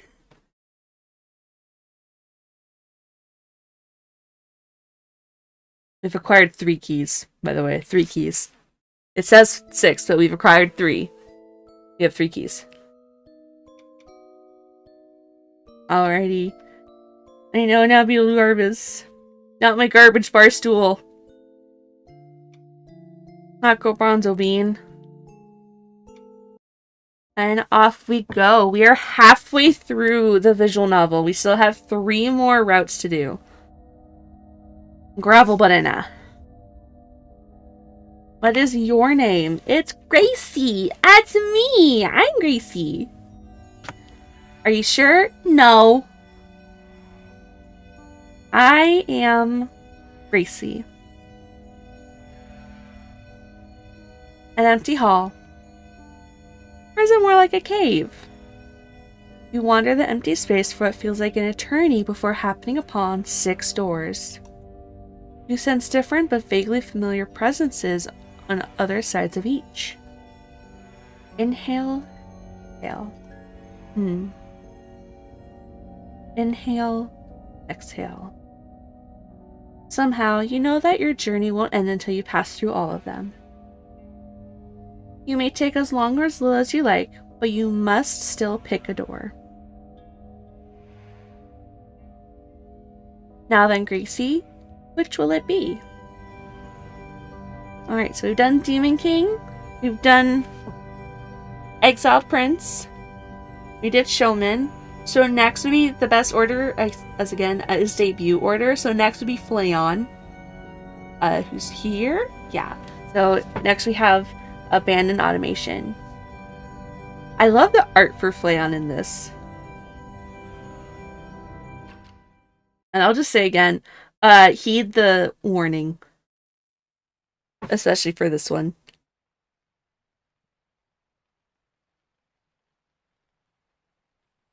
Okay. Whew. Rain slips through the green foliage above me. It falls in patterns against my skin and hair. As my clothing starts to cling to me, the air around is rich with the smell of wet leaves. It's not bad. Strange. I can't recall what happened between when I stepped through the door and now.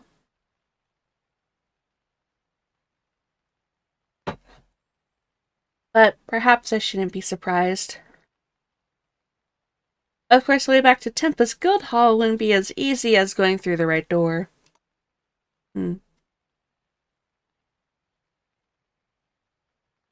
There's no point in sulking. I may as well try my best to figure out where I've turned up. I know it's a forest, at least. Well, no shit, Sherlock. Then again, I know a lot of forests. I've never been good at distinguishing one from another. All trees look the same to me after a while. Only we're Machina X Flayon. The guild's pilot always seems to be able to memorize landmarks without trying. You rarely need to check his maps after an initial expedition, and I always reached out to him when I found myself lost somewhere. Oh, there's an idea. I think to check my communication device and contact him. Come on, Flayon, pick up. Drat. Failed signal. You've got to be kidding me. I give it another try. Failed signal again?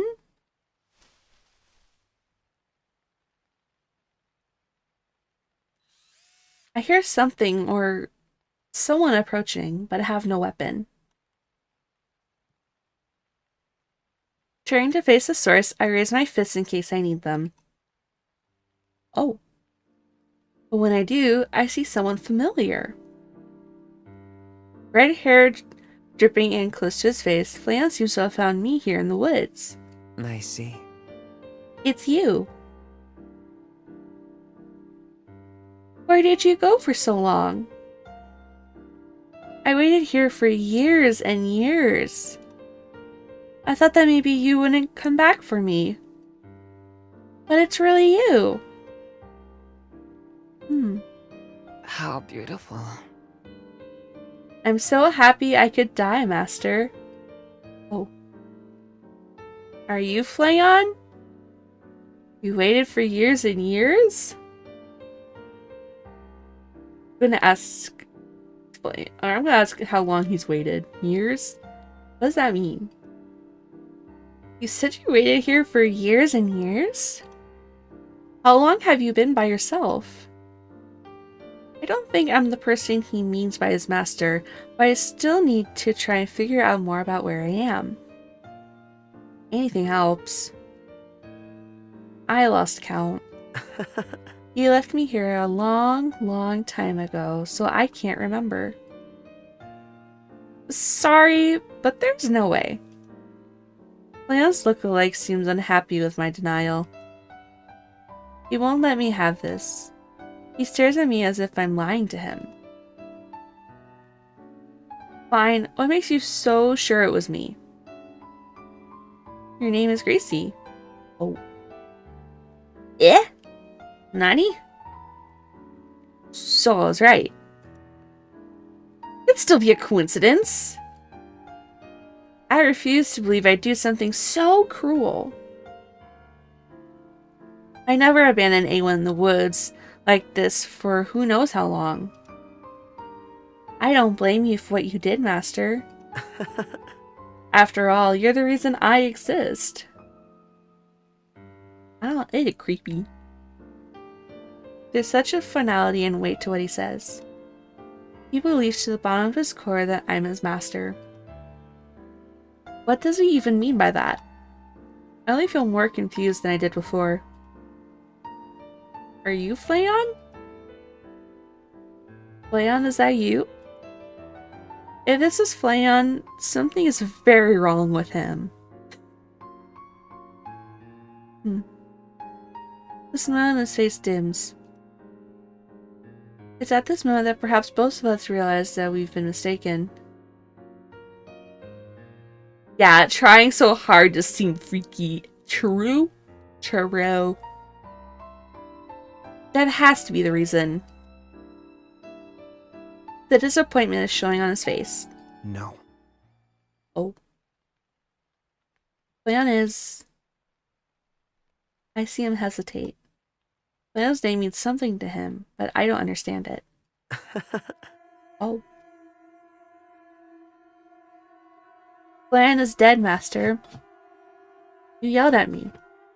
You said you wouldn't call me by his name anymore. Because it hurts when you do. Breaks your heart, remember? And you having a heart is what makes you human. You said that you were different from me because I can't understand your pain. That's what you told me. I did? What the hell is he even talking about? There's no way I could just forget Fleon dying. It's impossible. Right? Right, guys? Right?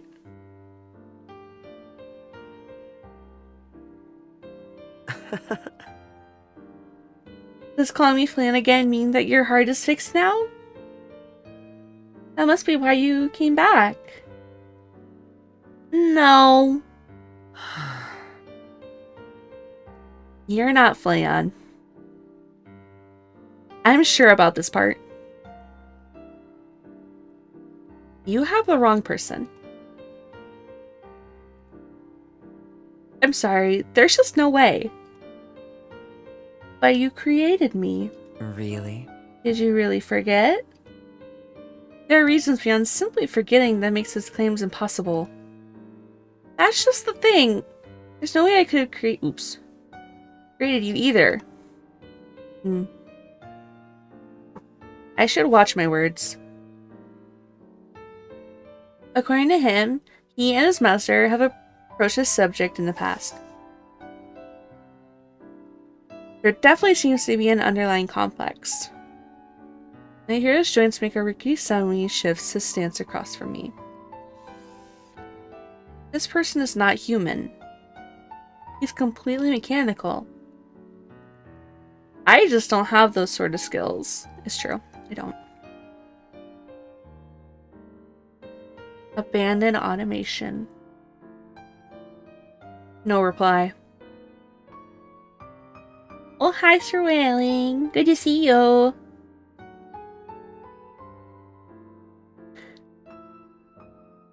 We're just hanging out, playing visual novel for Halloween. This is Holostars English Guild Tempus Doppelgänger, a visual novel they produced and released. Heed the pinned comment. There is some trigger warnings for some content in this because it's spooky and creepy. Yeah. Yeah. As I wait for one, I realize that the rain has lulled to a stop. The automation still stares at me as if I've broken something in him. Aww. With nothing left to say, I give an awkward nod and try to find some good timing to make an exit. Good luck finding Gracie, okay? I mean it. I avoid meeting his gaze as I turn to leave. In the very same moment, the automation suddenly breaks the quiet. No. Oh, you can't. No!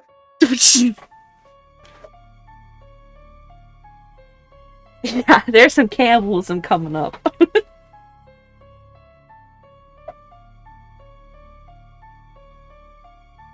Shut up! Look. Don't leave me anymore. The shouting shoots fear through me. Before I know it, I'm running from the forest without thinking.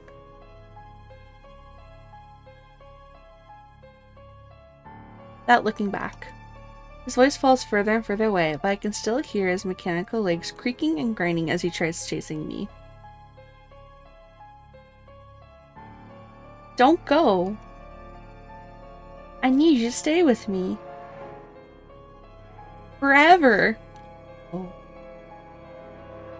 You promised me. I run until I don't hear him anymore and eventually come to the edge of the forest. While I seem to have lost him, it's still difficult for me not to feel uneasy. The automation may not be human, but he still sounds like it. No, I can't think about that anymore. I can't afford to feel guilty over something I didn't do. My eyes search the clearing for any signs of shelter. In the far distance, I can see a greenhouse and a small chateau side by side. Where should I go from here, I wonder? I don't really want to go to these places. I wonder if we can find a different place in the forest or something. I'll go back to the forest.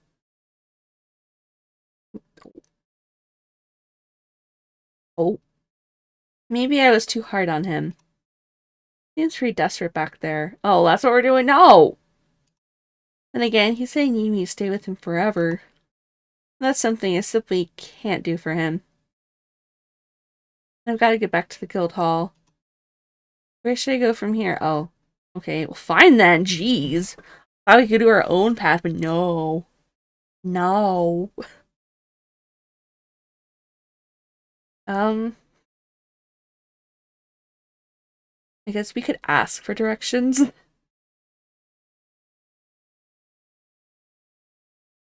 Asking the chateau's owner for information seems like a good idea. Once I know more about where I am, I should have a better understanding of how to get back home. Achoo! I sneeze. The moment that follows, I realize I may be getting sick from the rain earlier. Serves me right, I guess. I mean, could it be worse? Oops. Oh, sorry. The timing couldn't be worse. I feel chills beginning to develop, but I can't afford for that to slow me down. I should be on my way. Without looking back, I trudged to the chateau in search of some answers. Oh. When I finally reach the chateau, I find that the door's unlocked. Hello? I try calling into the foyer, but no one seems to be home.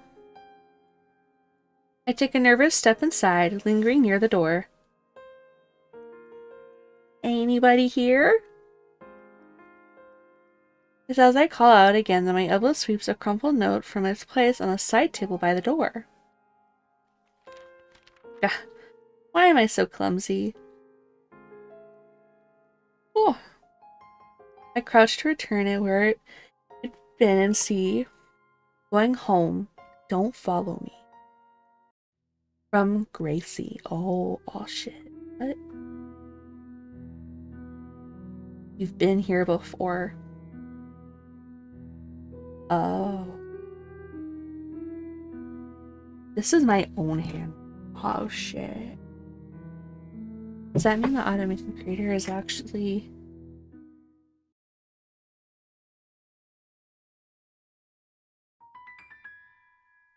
I feel like I'm going to be sick. Whoa, my eyeballs. We lost our memories, I guess? Something. Hello? Of course you would come home. I know you better than anyone else. Yeah, we definitely lost some sort of memories here. Home? I'm so lightheaded. I close my eyes to keep my surroundings from spinning. The automation moves closer to me.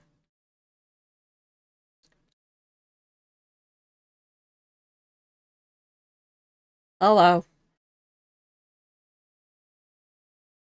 This is your home.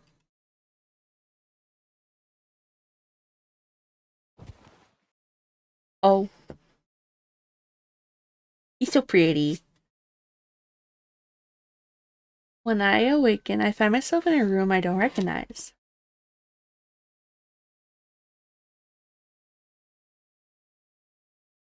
Somehow, I'm in a pair of cotton pajamas that fit me perfectly. What's happening? We were sleeping for a while. Seems I can't escape the automaton. Do you remember your home yet, Master? Don't call me that. Just Gracie is fine. Anyway, I'm still confused.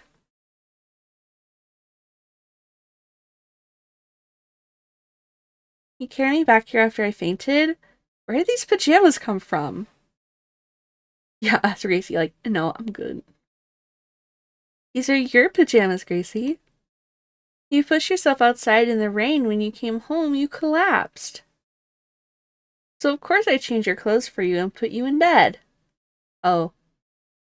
His face lights up with an affection and pride, but I just feel violated. Does he think I'm going to thank him for that? Don't smile like that. You should have woken me up. Creepy.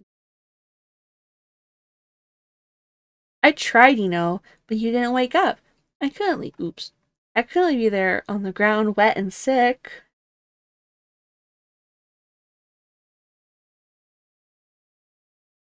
You're never happy with me lately. Not then and not now. I don't know what I'm supposed to do. Oh. Oops. I watch him for a long moment, lacking any words that might comfort him. There's a flat silence in the air before I break it with a sudden sneeze. Achoo! Gah. My whole body is fed up with me, and my stomach growls just shortly after sneezing. The automation laughs tiredly. Huh? See? Still sick. I should make you food. What do you want to eat? When have I last eaten food? Any of a home-cooked meal is appetizing, but I can't trust this. Automation. Yeah, stomach growl sound effect. He's too batty. What if he tries sneaking something into the food? I still don't trust you, wifey me. Are you any good at cooking? Like, he's an automation automaton. Can he even cook? Does he have the skills to cook? Are you good at cooking? I am, if there's a recipe, or if I have one memorized. Yeah, culpable's gonna end up in there, man. You designed me to have some cooking abilities because you aren't very good at it yourself. That's a lie. I'm very good at cooking. But I don't eat. I'm just very good at following instructions. Enjoying food seems fun. I'm jealous that humans eat. That's really creepy. It's just part of being alive. Being alive seems fun. Oh. Awkward. Anyway, I'll see how you resist one of your favorite meals. Wait! Before I can protest, the automaton leaves for the kitchen. Looks like there's no stopping him.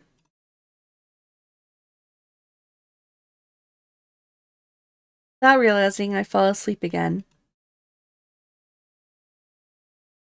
More sleep seems to have helped recuperate my strength.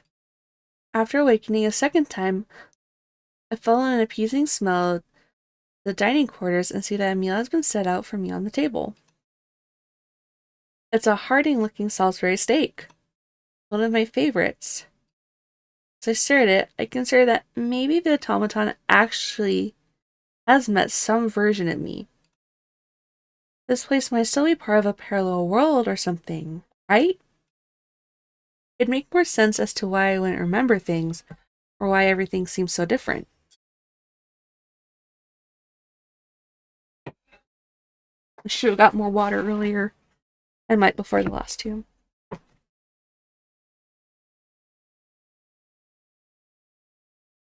I thought you might wake up soon. Are you feeling better? A little bit. That's good, isn't it? I knew that you wouldn't have any earlier, but how about now? You know, honestly, I could go for a Salisbury steak. Sure, I'm hungry. My stomach growls again. I can't fight it forever. As I watch the automaton carefully from across the room, I decide to trust him and reluctantly lower into my seat. He hurries to stand beside me. You need a drink with it, right? Milk? Juice? Milk is... Ew. Milk is fine. Only acceptable if it's chalky milk. Chalky milk only. Okay. After automaton provides just about everything I ever need, I help myself to its cooking. It's delicious. So delicious, in fact, I practically wolf it down without hardly chewing. Earns me some soft laughter from him. If the food is poison, I'd die after this. At least it tasted good. There you go. Exactly. Straight from the brown cows. That's the dry humor that crosses my mind upon finishing. You ate it so quickly. It was nice. I wipe my mouth with one of those napkins I'd forgotten to put in my lap. Do you want more? I can make more for you if you want. Normally, I'd be all down to pig out, but my nerves have been so fried from stress that my appetite is smaller than it should be. I feel uncomfortably full. I definitely ate too quickly. This was plenty. Thanks. The Tonto seems happy with my answer, and he lowers himself into a chair beside me. You're so stubborn. I'm happy to help, you know. I'm thankful for that. I should head back soon. Now that I'm out of the woods, maybe my communicator has a better chance of reaching the guild Tempus. Failed signal. Don't leave. Are you still trying to go home? Tauntaun fidgets restlessly.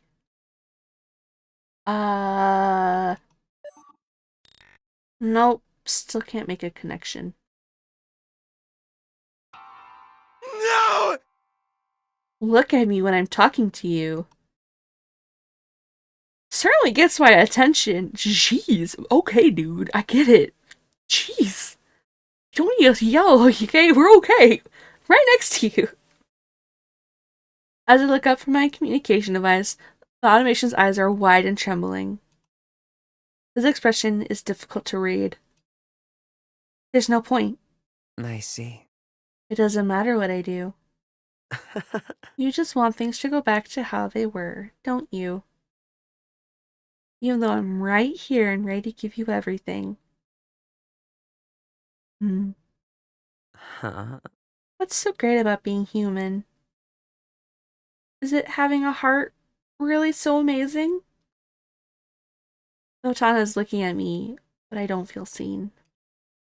His rage is on the precipice of an explosion. I have to calm him down before that happens. Listen here, bud. But I'm too late. From a pocket in his coat, there are pliers in his hand. Oh, what the... In one motion, said pliers are clamped down on my tongue. What the hell? I start to bleed. No. No. The pressure sinks down harder. Nettle pinches me tightly.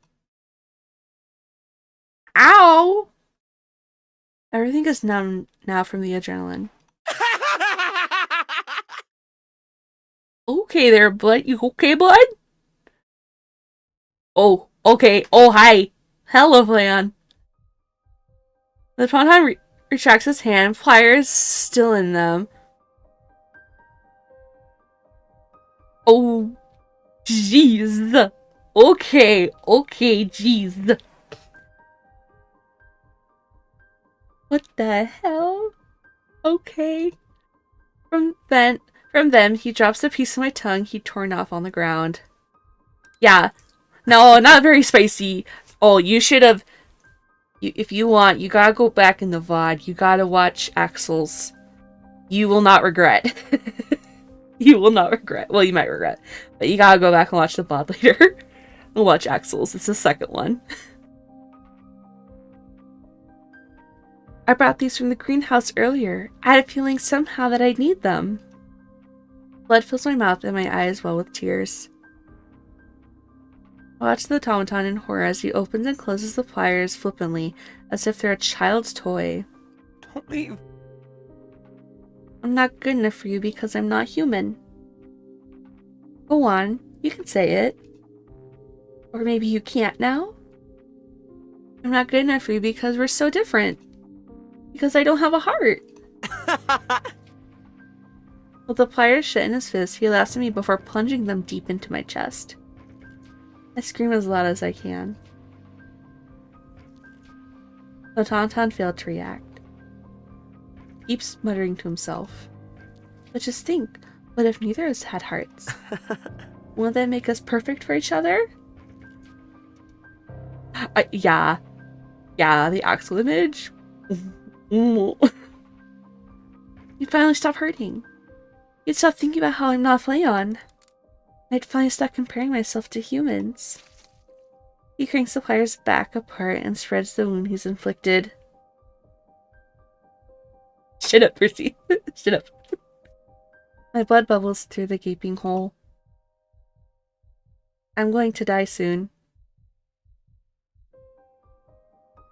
There's no way I'm going to live through this. Shh. Who's at me as I dry sob. Just be still, okay? It'll all be over soon. His pliers stick further into me, and his other hand is placed on my cheek.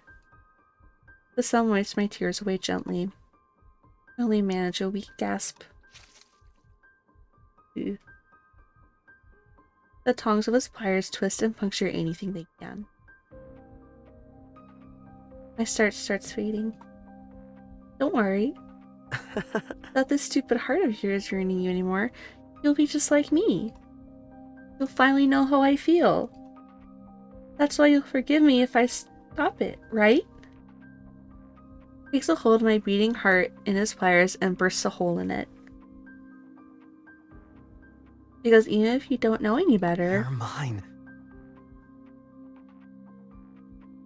Okay. I can make you happier than anyone else.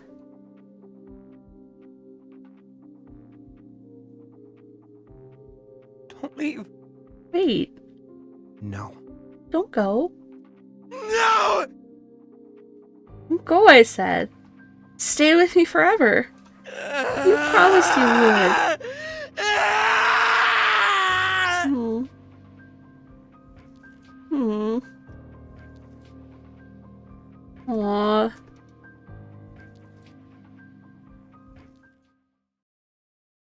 Aww. We've acquired 4 keys. 4 keys. It's supposed to say 4.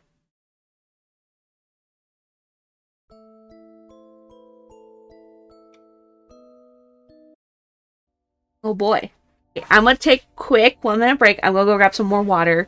Because this is a lot of talking that I usually do in a stream. So I will be right back.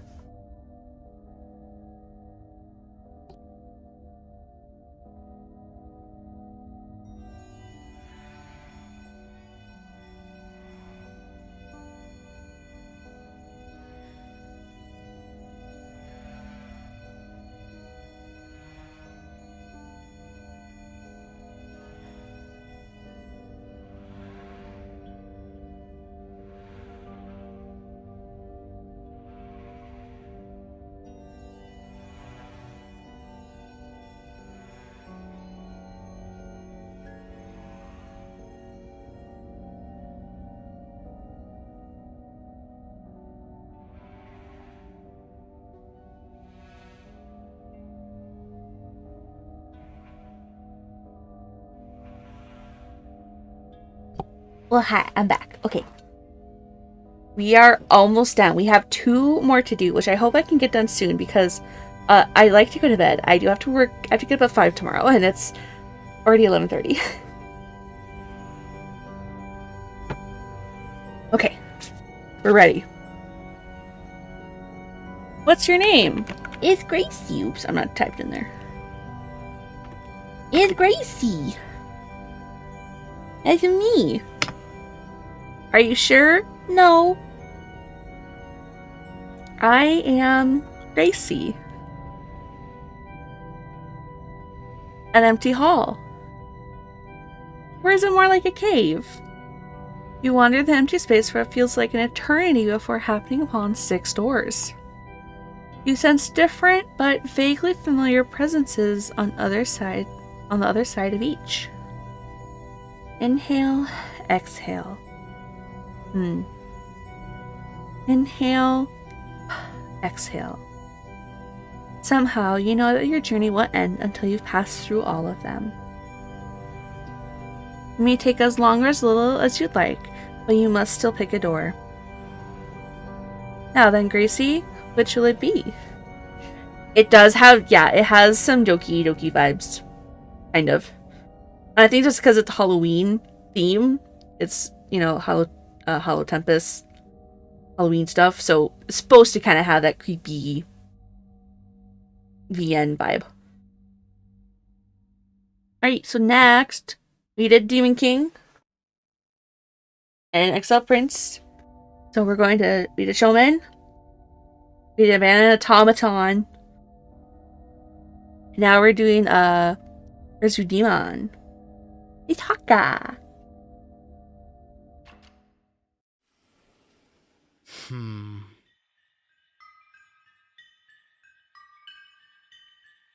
Took you long enough to return, human. I love this look for Haka too. Spent nearly the entire day. Huh? And for a moment there, I suspect you attempted escaping your service to me. The offerings you brought back from this place called Supermarket better be the finest in the land. It wasn't a supermarket. You're a brat. You know what? Yeah. You know what, Haka? Pursue demon. You're a brat. Huh? Uh-huh. My words spark his ire. I sense that no one's ever held their own against him. I've sacrificed a lot of time and effort to get you these ingredients. I can trudge all the way back down the mountain and bring them back to the farmers. Huh? Could you now? You'd best avoid such boorish language when speaking with me. Yeah, you know, he does. Especially any of the lore streams he's been doing. Yeah, definitely Mr. Edgewood Juni. Very true. He does. And then he's just such a dumbass. On the flip side, when he's just doing whatever, he's just a freaking dumbass. And I love him. Know your place, immortal. Otherwise, you'll regret this display of insolence. He speaks down to me. From what I've seen so far, it must just be part of how he communicates with the mortal realm. He isn't human, after all. He's a demon. A crow one, at that. Locally referred to as a Karusa. What I see before me now is a demon that I accidentally summoned when I landed in a parallel world. How do you accidentally summon a demon? How it happened is a little embarrassing. But essentially, I wound up bleeding on a statue in another Xenokuni-like place, and had met a bonding Haka lookalike there. The demon in front of me doesn't know who Haka is. He's never heard of him. Even after I tried explaining Gil Tempus and Haka's role as an exorcist, I'd been dismissed. Yeah. It's always like that with the demon. What's worse than maybe it's I'm getting used to it. Well. Rather than me, the demon's more interesting in the groceries hanging from my elbow. Plastic rustles when I set the bags down on the living room table. I got him an assortment of fruits, vegetables, meat, fish, and dairy products. What had been weird about the farmer's market is that they accepted the same currency as back in my home world. Convenient. That is very strange. What do you think? He leans forward and peeks into the bag, but his expression doesn't change. Prepare them for me. Aren't they fine just how they are? The fruits and vegetables should be fresh. Do tell me. Oops. Do tell me. How many raw food offerings from my worshippers do you think I've tried in my years of existence? These, as they are, bring little value. There's no flavor I haven't tried, and there's not even any crab here. There wasn't any crab for sale, dude, apparently. He does slander, true. Sorry, there wasn't any for sale. You could have checked the water. He's so unhappy about it. But he really wanted crab that badly. Crab's my favorite food by far. But it's been some time since I've had any. Humans are so uncreative. And by that, I mean I will die if I eat another apple. Do not feed me an apple. Do you understand? Got it, bro. Okay, fine. Jeez. Wait. Why am I playing along? There's something more important I should tell him. You asked me to prepare some food, but... Do tell me. I feel like you should know that I'm not a very good cook. Weirdly enough, maybe Haka, the one June looks like, had enjoyed cooking the most. Then you'd best learn. In one sitting? Your pathetic mortal struggles do not interest me. I just want to feast, human. It's been years since I've been summoned, and my physical manifestation is hungry. Yeah, you look like a freaking twink. That's why, dude. Okay. So as long as you're not going to be too hard on me for anything, Fearful of your own incompetence? Yes. Fine.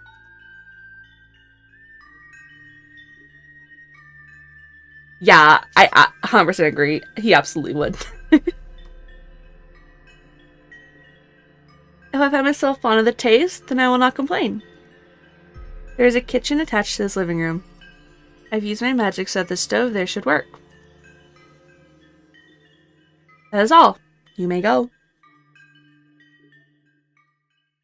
Looks like I'm being sent away. I take the ingredients back with me and hope I can remember how to make food. Ew. I don't want to cook in here. Ew. I don't like. No. I'm good. The kitchen is dark, and the signs of neglect show on the surfaces of its supplies all around. Dust, cobwebs everywhere. The space really okay to preparing anything? I check the stove, and surely enough, the gas sparks and ignites a fire. Looks like the demon had meant what he said. For cooking anything, take some cleaning and washing before things seem to be safe to use. Yeah, apparently. This looks terrible. Eventually, once it's all acceptable and sanitary, I return to the kitchen and think what to make for the demon. Salisbury steak, grilled cheese. Oh, we can make strawberry cake? He's gotta like that, right? Paco likes strawberries. Strawberries? Make strawberry cake. Let's make a strawberry cake. Paco likes strawberries, and I have some here in my stash of ingredients. There are plenty of members in the guild with a fondness for sweets, so it's not unlikely that even a demon might have a soft spot for desserts. How about making some strawberry cake? Even if it sucks, it'll at least be cute enough to hopefully invoke a sense of pity. I don't know if that would work on this man. Strawberry cake it is. I prepare one bit at a time.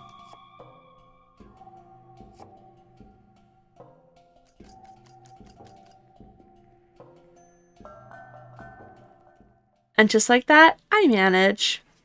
Just, girl bossing, as I do. It looks really good, actually. I've discovered baking as a hidden talent. This I have no way of photographing this cake before he eats it. At least I'm confident now that there's no way he'll hate it.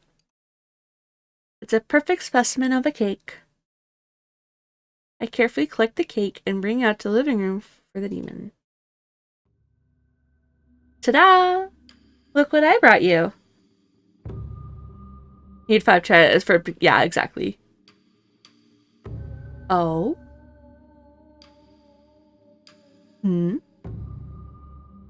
Well, it looks the way it should. Carefully angles his head as he observes the cake. However, try as he might, he'll never find a flaw. Wow, she's real confident. We're confident. Frankly, I deserve a trophy or a blue ribbon or something for making him such a beautiful strawberry cake. We'll see. Is he determined not to like it? I don't know. I see him wield his fork and turn to the side so the edge can slice off a bite-sized piece. He places a bite of cake in his mouth and then swallows. Ooh.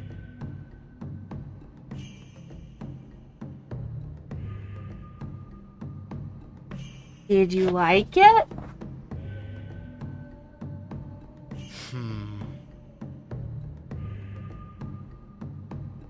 Takes another bite as if the first one hadn't been enough to decide. Still no answer. What are these noises? Oh no. I don't like food noises. He just keeps eating and eating. I think it's safe to say he likes this offering. For long, he's eaten the entire cake by himself without even extending an invitation to share. He drops his fork on his empty plate. It wasn't terrible. Congratulations. Woohoo! Yeah, let's go! Heck yeah. We love that. A victory for me. But I'm still hungry. Still hungry after eating an entire cake by himself? Dude, what the hell? Why is he in such a hurry to make sure I don't stay happy? There aren't enough ingredients for me left to make another whole cake. Then make something else. I'm still hungry, I said. Yeesh. I collect the empty plate. Ooh. I don't know, do one grilled cheese? Maybe he's just a little hungry. Maybe he's just a little hungry.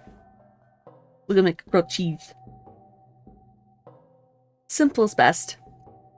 After all, it's hard to screw up a grilled cheese sandwich. Oh. It won't take me long to get it to him either. I set aside the ingredients I need and start up the stove. Trying to remember now. I can't remember. Sokka lactose intolerant? I don't think so. Can't remember though. He could be though. I know Shinri and Altair are. Shinri and Altair, Bettel's not. Well, maybe he just suffers through it. He eats a lot of ice cream. In a little time at all, the sandwiches are ready. He used a little too much butter on the bread, so maybe his hands will get oily. Then again, when is there ever too much butter? That's the thing. I don't use butter when I make a grilled cheese anymore. I used to, but it's always really hard to spread. So I learned you can use mayo. If you like mayo, you can just use a mayo on the bread instead. There's enough oil in it. It'll do the same thing. It'll still fry it. That's really good. It's gotta be the right mayo. I use the Kewpie Japanese mayo on it. A little more eggy. But I use that because it's easy to spread. Yeah, normal mayonnaise is just like egg and like oil. Yeah. But it works.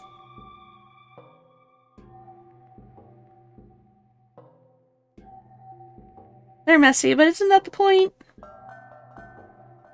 Actually, you know what? Oof.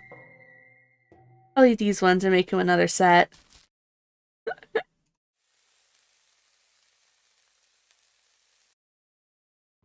Do tell me. Did you eat my food? How is it that I'm immediately caught in the moment I come out into the room? You're a slave to your appetite and you disgust me. Anyway, let me have it. Put the plate down. Obediently, I lower the plate in front of the demon. He leans forward to look it over, sniffing at the bread.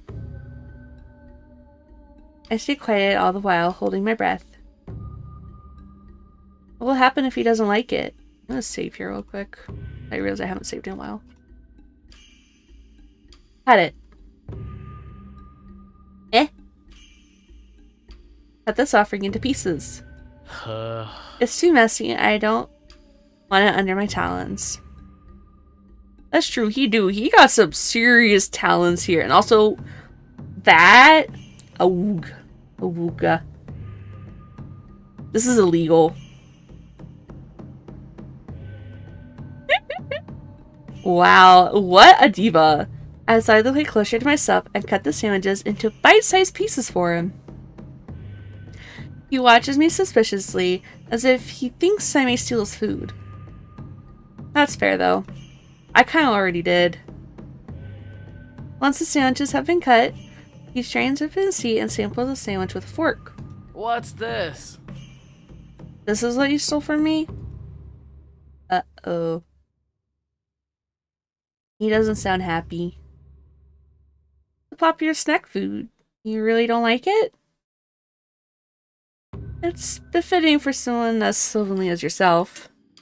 But to my exquisite palate. It's simply not enough.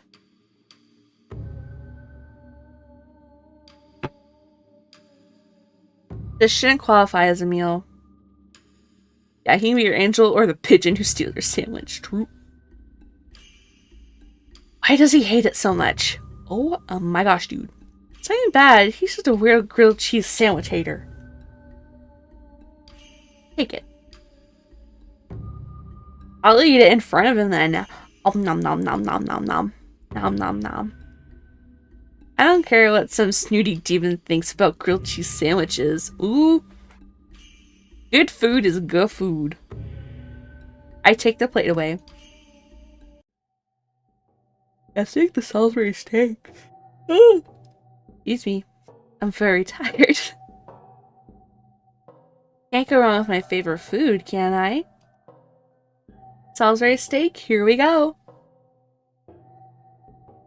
Takes me a bit to figure out where to start. Reverse engineering the recipe, I'll need to make some patties, gravy, and mashed potatoes. Okay. Okay. I got this. It'll be okay, surely. Well, here goes nothing.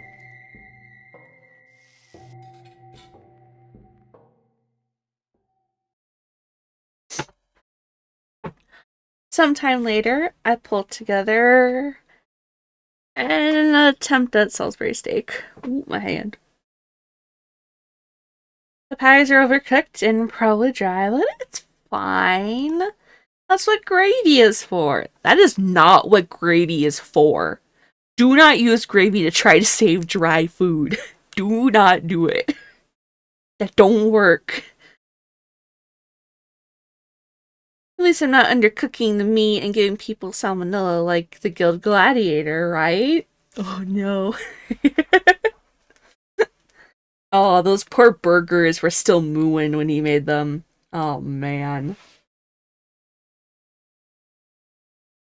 After trying to convince myself I did an acceptable job, I bring the meal out to the table in the living room. Still as always, I see human.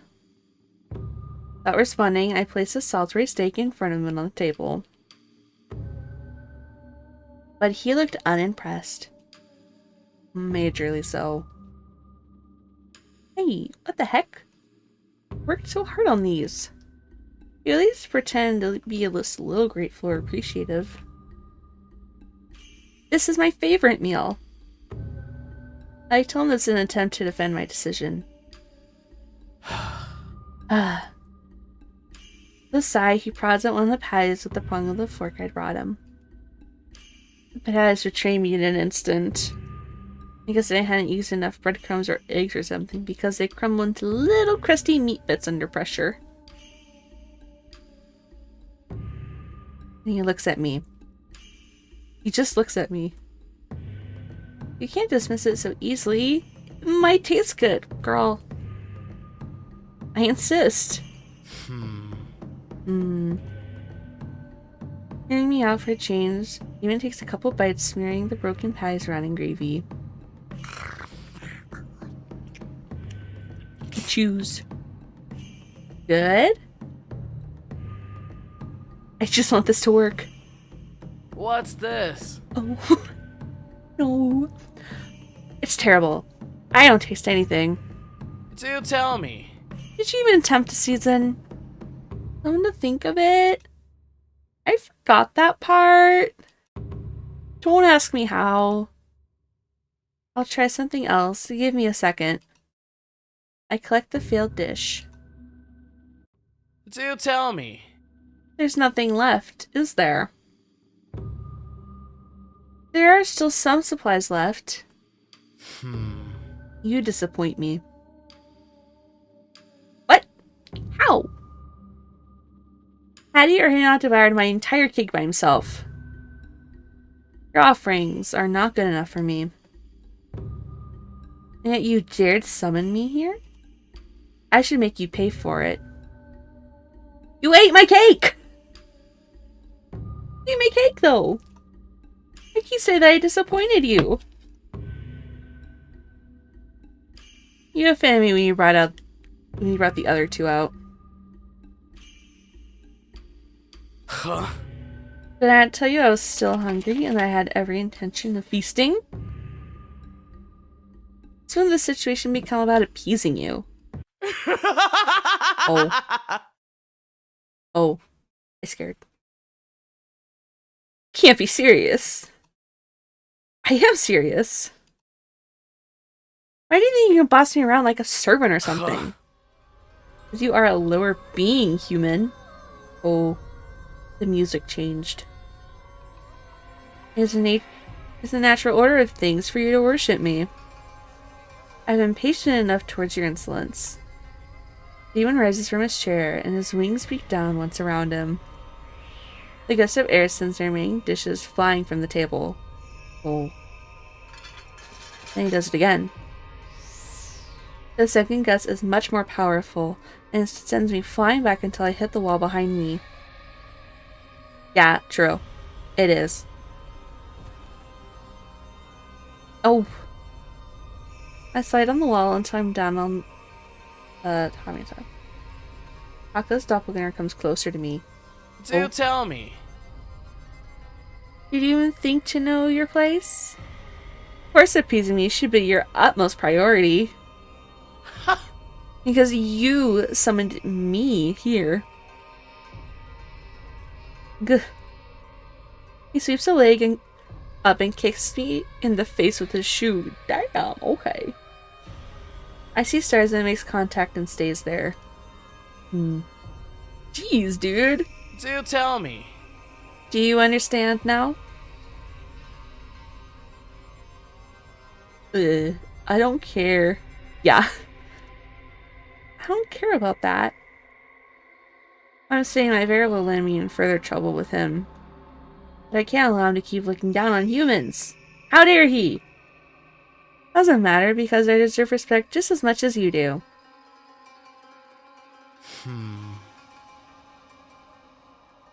Demon digs his shoes deeper into the side of my face. Ow! He leers down at me before he kicks again at it to shove himself away. There's a scowl stuck on his face. I know I'm setting myself up for disaster, but I can't back down now. Not like this.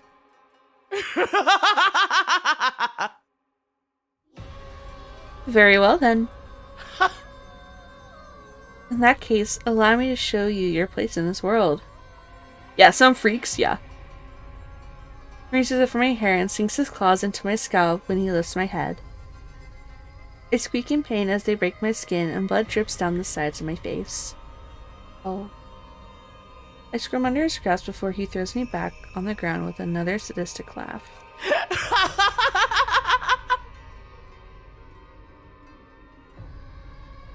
Human! Beg me for forgiveness and I'll reconsider your punishment. Gah. I'm too disoriented to respond. I sit up from where I've been flung aside and slowly try to recollect myself.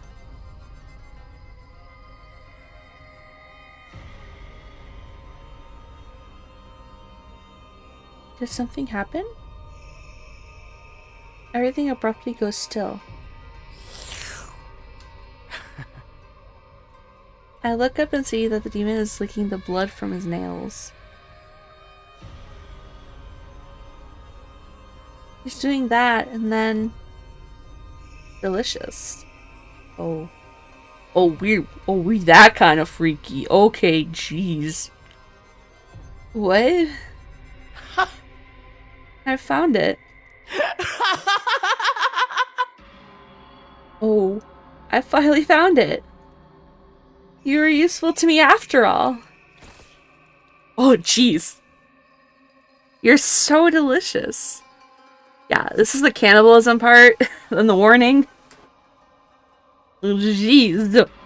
You're so delicious. Can't believe I didn't think of this before. What the hell? Look at this. It's so good. But also, the hell? Yeah, this is in the spookies.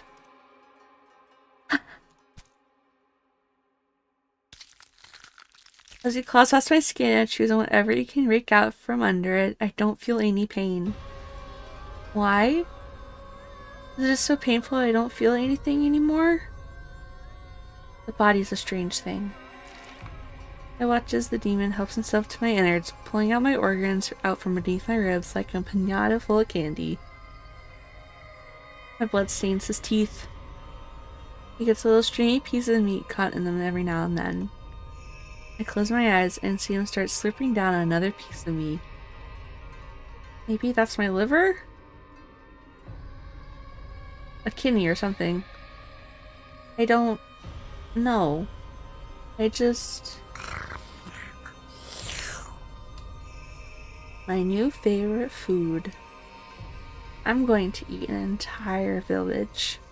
I'm going to feast.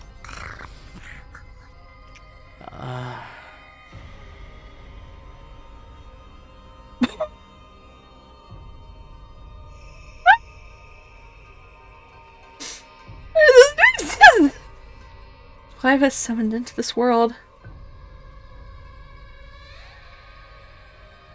Oh, jeez, okay. I get it, dude. I get it. You have five. Whoa, jeez. You have 5 keys now. 5. Not 6. 5.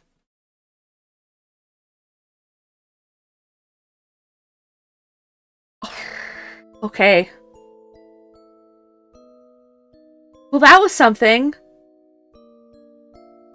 That was Haka, boy. And we are on to the last door now. It's Gracie! I'm Gracie! Are you sure? No. I am Gracie. Yeah, I'm not ready. I'm not ready.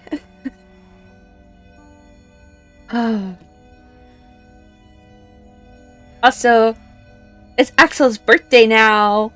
Happy birthday, Axel. Yay.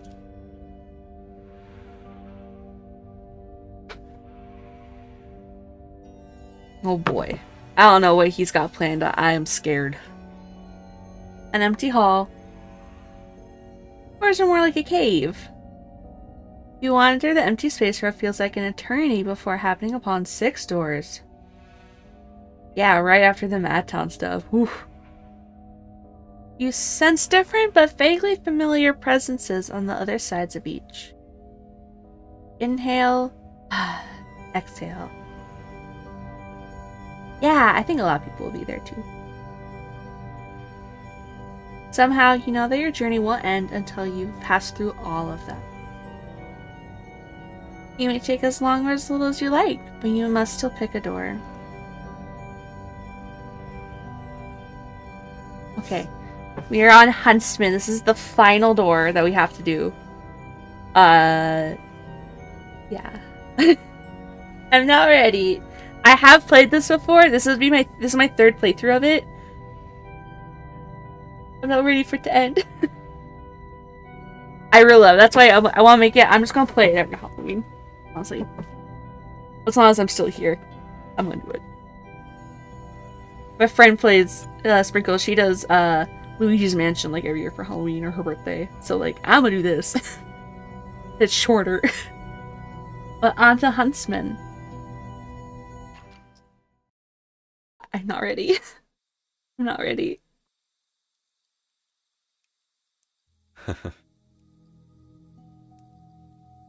This is my Luigi's Mansion, yeah. So, what do you think? That's just about all I have for seasoning, but I find just a little salt and pepper goes a long way. Best to enjoy it fresh.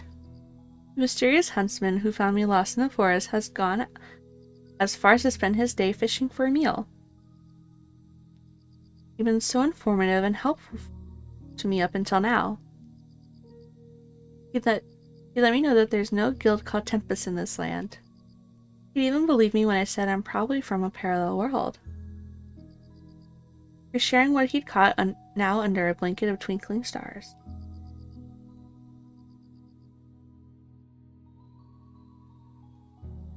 It's funny how calm I feel when I'm lost in an unknown place. After taking a bite into the side of the fish he'd prepared, I revel in its taste. Perfectly crispy and evenly roasted over a campfire. So many bones. I can't say that to Shinri. I can't say it. I can't be mean to Shinri. It's delicious. I can't get enough of it. Oh, his laugh. Oh. Great to hear. Just make sure you chew it carefully. The bones of that type of fish can catch you off guard. I had no idea. I navigate the fish carefully with my teeth and try not to eat so fast. Surely enough, there are some harder pieces here and there. The flavor of the fish is by far worth the effort. I finished the fish from the skewer with a smile on my face. I have some carrots from town in my saddlebag too. I usually share them with my horse, but you're welcome to have some for yourself. Saddlebag? Over there. Make yourself comfortable. The huntsman gestures to his steed. My naughty old tree, a large dark horse with a mane and tail of smoke, watches me from the side. Well, it watches me somehow. Though it has no eyeballs and only empty sockets, it's still acutely aware of its surroundings. I wish we had a picture of this. I want to know what that looked like. I've been terrified of horses.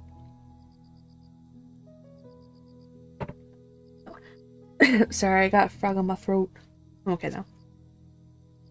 I'd been terrified of the horse the first time I'd seen the huntsman galloping in on it. I still don't know what to make of it, if I'm honest. You don't think I'll scare if I approach it suddenly? As long as you don't throw your arms up high or something, it's fine. He's fine. No. Why don't you try petting his shoulder? Goes. I can't say I've ever pet a demonic-looking horse without eyes before. I make my way over and touch the side of its shoulder. Its coat twitches under my touch, but the horse otherwise doesn't leave its spot. Snort.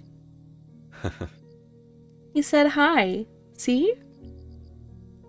Really? Oh, you're good, Percy. Yeah. Maybe. I echo the huntsman before I sift through the saddlebag hanging off the side of the horse. Sure enough, the carrots he'd mentioned before are wrapped in plastic. The horse's attention is now on the new snack. Don't worry. Don't worry. You can ignore him if you want to. He's spoiled and eats plenty.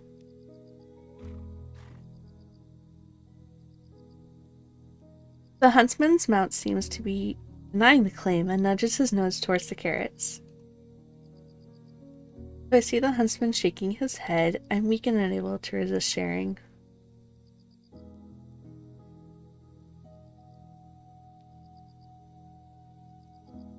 After finishing one of the sticks from the bag, I plant my palm and offer it to the horse to eat.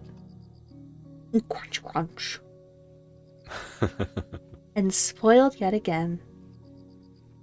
How happy he is. Aww. He's kind of cute. Oh, yeah? Just don't let him know that. Anyway, shall I roast the rest of those carrots?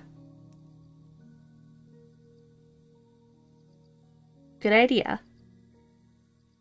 After letting the huntsman's horse finish, I bring the remaining carrots to his side by the fire. Say, what should I call you anyway? Me? You. I don't think you gave me your name, right? Oops. The huntsman is quiet. I carefully roast the carrots over the fire. It's best I don't give you my name, given the circumstances. Hey. Let's just say that I'm not so popular with the royals. So you're an outlaw or something? These lands are corrupt. I just try to set things straight. So he's more like a vigilante? That's okay. I'll just keep calling you Huntsman then. Works for me. Sorry not to share too many details. It's alright. You can call me Gracie. Did I say something wrong? It's nothing. No. I just found it a little ironic. An acquaintance hinted I may run into someone named Gracie the other night. Small world, isn't it?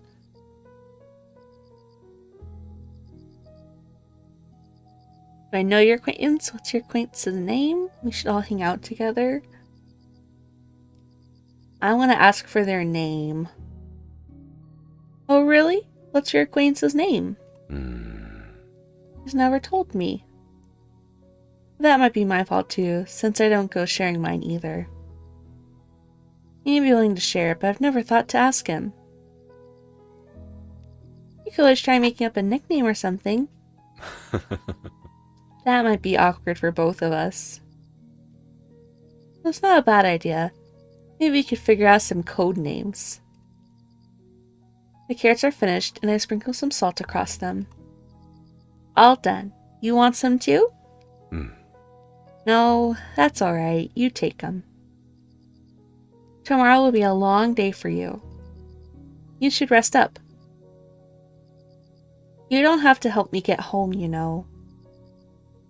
I feel bad for making you go out of your way. I've run at him from around the carrot I'm eating. And leave you on your own? I can't do that. The Flower Plain's not too far from here, and that land has been in chaos ever since. To put it simply, the nearest kingdom is too dangerous for a stranger on their own. Don't worry. He's so sweet. I'm okay. It's no trouble at all for me to help you return to your own world, so don't worry about it. It'll be okay. We'll figure it out together, I promise. His smile puts me at ease. It would be rude to refuse his help at this point, right? And it's not bad either. After exploring this world a little on my own, he'd been the only person to hear me out. It is a soundboard, yeah. We need it. Let alone be kind to me. Thank you, Huntsman.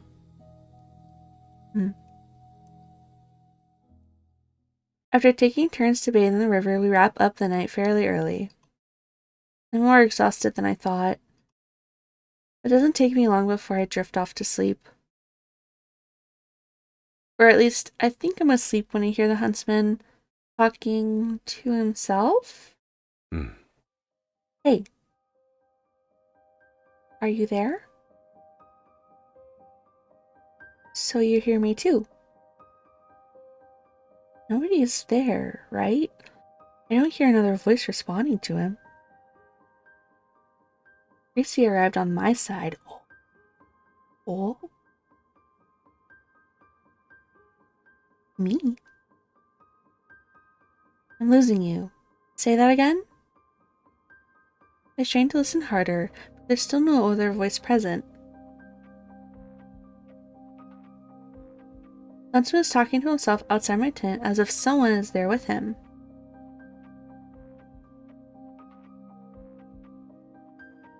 I wonder if I should worry. I'm not sure. Don't worry. I know. Don't worry. I'll keep Gracie safe.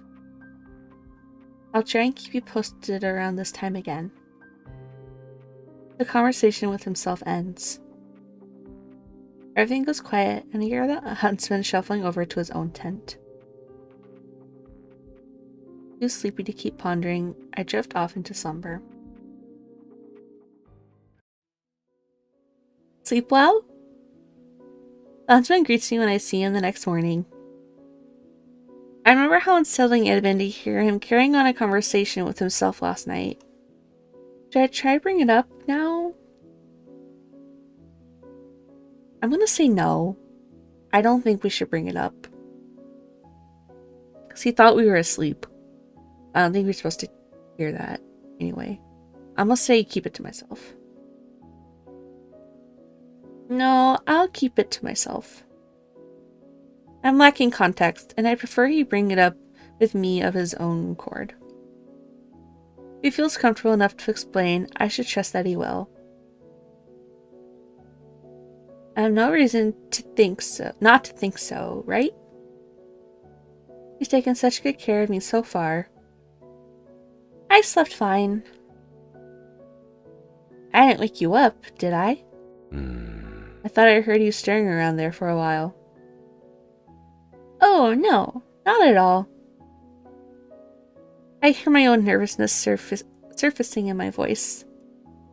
The husband reads past it, and I can tell he knows I'm actually flustered.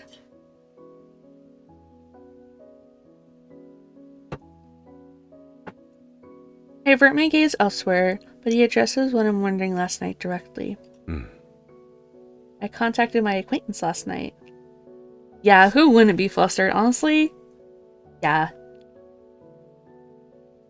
One who made me think I might find you here in the forest. I hadn't heard his acquaintance respond, though. The huntsman is being open with me, showing me all his cards, yet it doesn't add up. I see. What did he say? You don't mind me asking.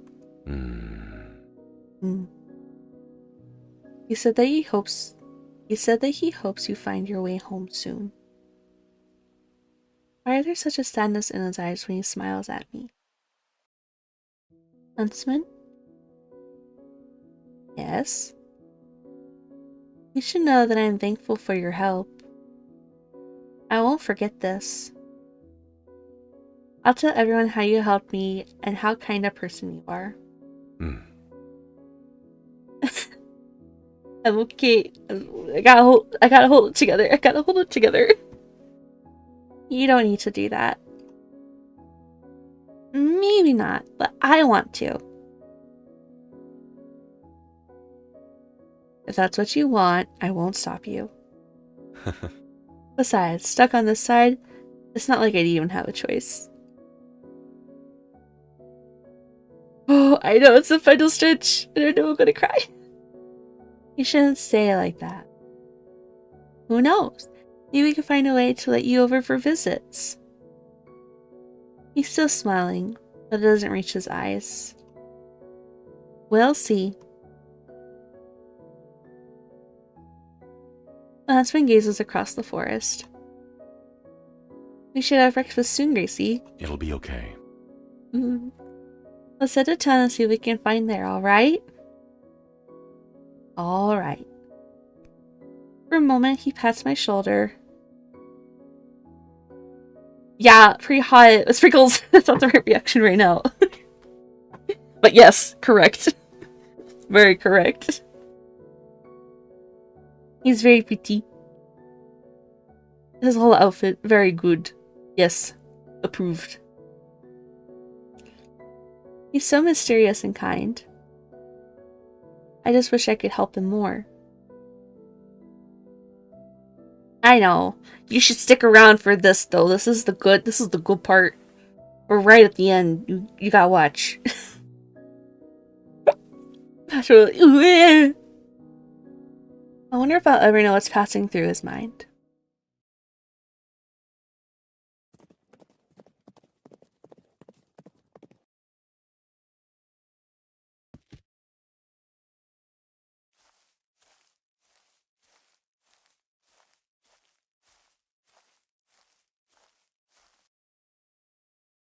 I'll never forget the night I found you crying by yourself in the forest, Gracie. You called me Shinri. No, I'm gonna cry.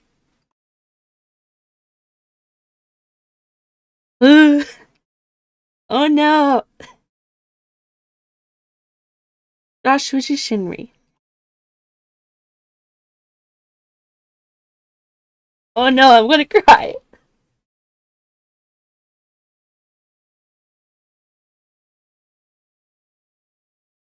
I'm okay, I promise. I understood my role as your protector. Because I know who you meant. Because prior to your arrival, Shinri's voice, as well as his memories from you from the other side, had reached me.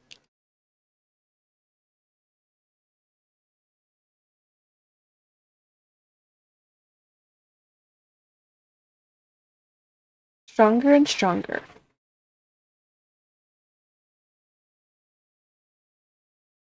Realms apart. It didn't matter. Shiri and your guild companions were searching for you.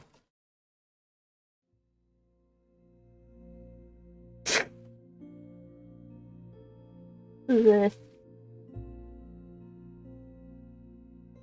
And so, from this side, we searched the lands together. Together on horseback, Gracie. I'm gonna ban you, Sprinkles. Day by day, we traversed just about all of this Elysium with hopes of finding you a way home. But we'd failed. We spoke to mercenaries, to peasants, and to nobility. But none of them had ever heard of another Elysium. Maybe they had, maybe they hadn't, but I had. Because for reasons I hadn't told you, I'd been wanted by many kingdoms for a long time. I wonder, have you heard of something called Doppelgänger? I'm too afraid to ask you. Because if I do, if the text I'd stolen from a certain king turned out to be true, it means that in order to leave this place, you have to...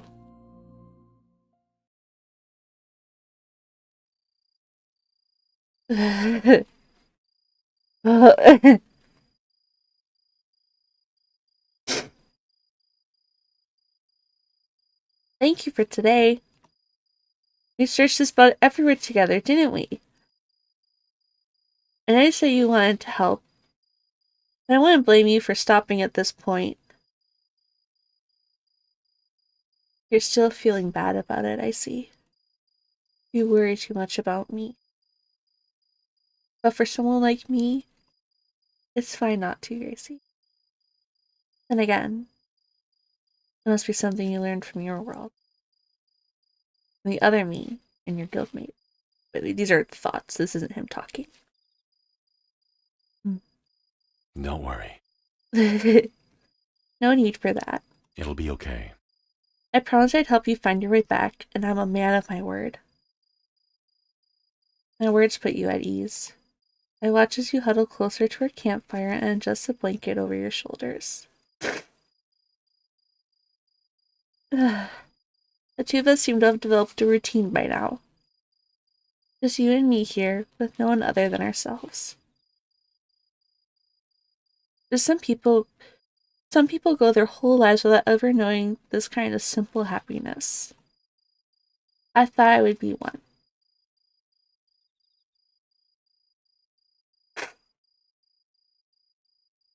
How long had it been since you arrived? Because I'd come to enjoy your presence so much, I had lost track of time and stopped counting. Maybe it'd been a couple of weeks now. Or had it been longer? Do you remember how long it's been since we started looking? No, I forgot. Do you feel the same? I guess I stopped paying attention. I'll get back eventually. And this isn't terrible. You've been a good friend to me. I realize that no one said that to me before. I can't recall a time anyone has ever referred to me as their friend. I pull on the brim of my hat. I forgot to keep count too. I suppose it can't be helped. Right? Ugh.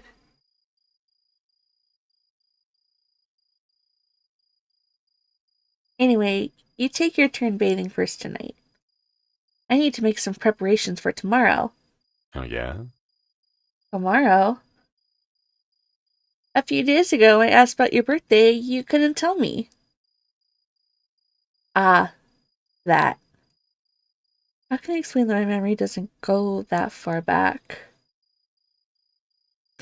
It's like this world is...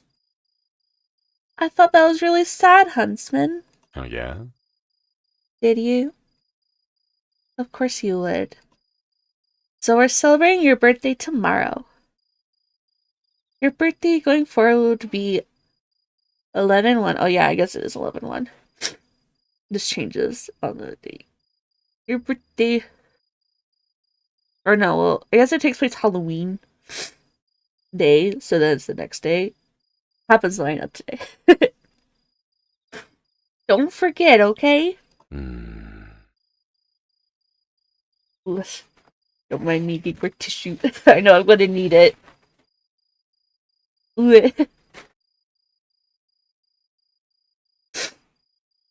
If you say so. I tell you that you don't need to, but you're too excited for me to try and stop you. I'll take a bath now. Good. Take your time. The moonlight makes the rivers shine silver. Take my time in the water. My hair sticks to the nape of my neck when I wash it. Then I think about how you called me your friend. You got as far as to make up a birthday for me too.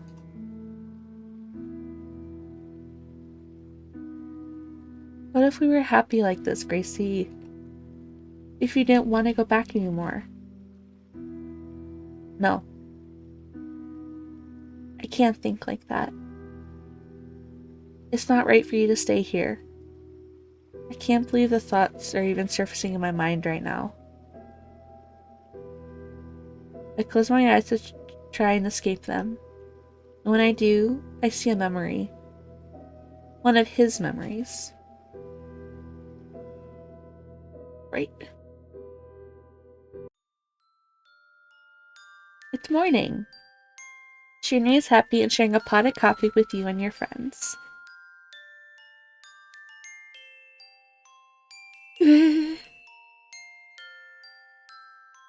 Music is so good.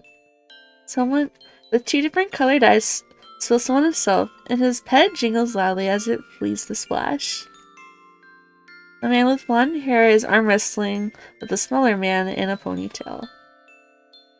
A young man in white and blue is carrying a still sleeping redhead teammate into the room on his back. Did he just not want to wake up? Seems like it. Let's give him 30 minutes. Aww. I see things for what they are. Life together with me in this miserable parallel world could never compare to something like the life you had before. So I'll send you home. I'll send you somewhere happier without hesitation. And according to the text I stole from the ice plane about the project called Doppelgänger, I know exactly what I'm doing. I have to help you finish this route we're trapped in. He's self-aware. He knows what's going on. Today's the huntsman's birthday. Since he told me he couldn't remember his real one, I thought it might be fun to try and celebrate today. He doesn't know it, but I managed to prepare a gift. I'm excited to give it to him. If only I could actually find him. Happy birthday, Nashuri. He's not in his tent. Weird. Huntsman? Are you there? Aside from me, our camp is empty. His horse is gone. I have a sinking feeling in my stomach.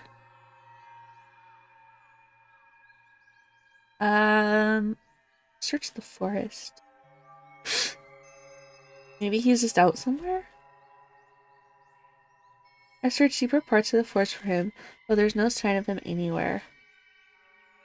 Huntsman! I called for him again, and I'm still not met by a response. Why do I feel like something terrible has happened to him? No, I can't panic. I need to stay calm. Just keep searching the forest. I searched the deeper parts of the forest for him, but there's no sign of him anywhere. Huntsman? I called for him again, but still not met a response. Oh, is this looping? I can't tell if this is looping or not.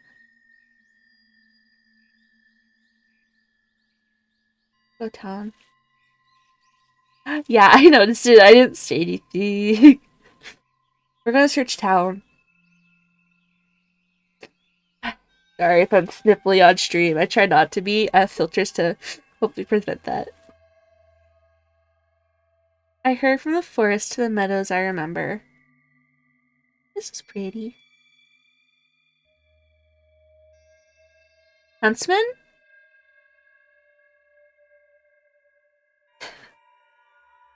And what I see next is...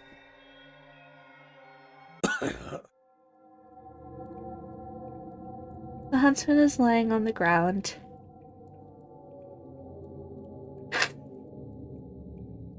An arrow protruding from his chest. His dark hair is pulled around his head and his hat sags from its usual position.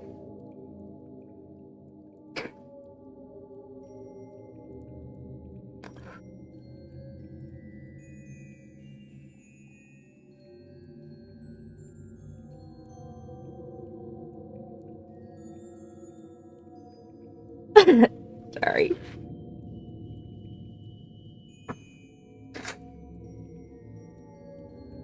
His blood stains the blades of grass beneath him, a dark, gritty red. As he looks at me, I see it dribbling down the side of his mouth as well.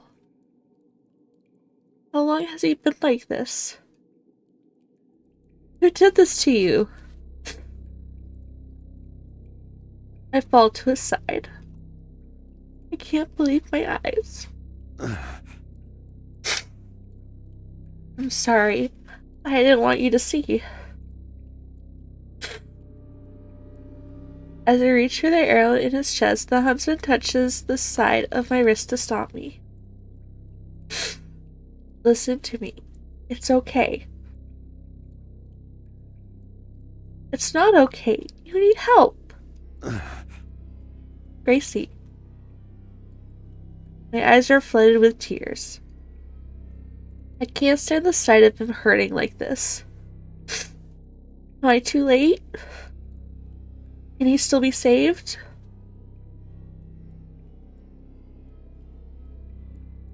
Don't cry. I'm too fucking late, man. This may not make sense to you, but I did this to myself. I did this to send you home. To himself? For me? I never wanted this. My throat is burning. I hiccup and sob, unable to keep myself under control. Don't cry anymore, okay? Sorry. I don't want you to cry on my birthday. He musters his strength to smile.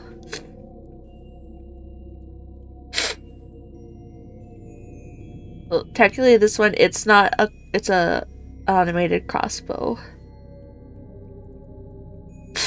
Even now he's thinking of me. Your birthday was supposed to be today. It wasn't supposed to be like this. I want to do something special for you. And smile at me. How can I? You can't now, then smile at him, the other me, on the other side. Because this won't be the last time I see you.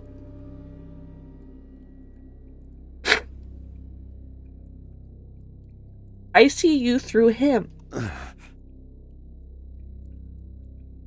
Do you understand?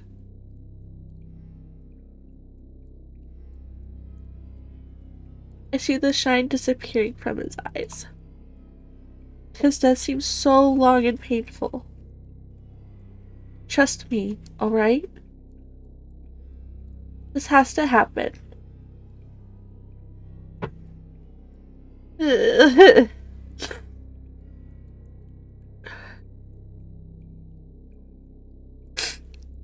I must believe in what he says.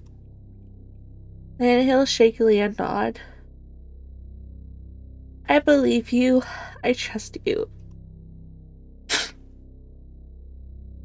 He lays his head back on the grass, but even that movement seems excruciating for him. To his left are his bow and his arrows.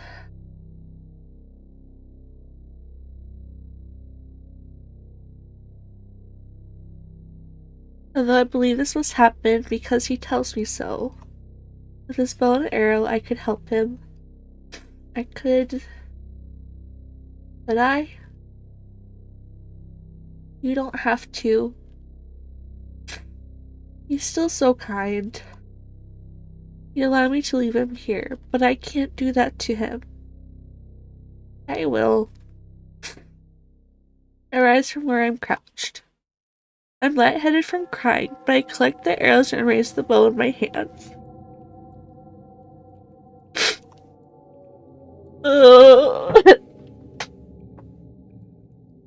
Huntsman, no! No! Don't make me do this!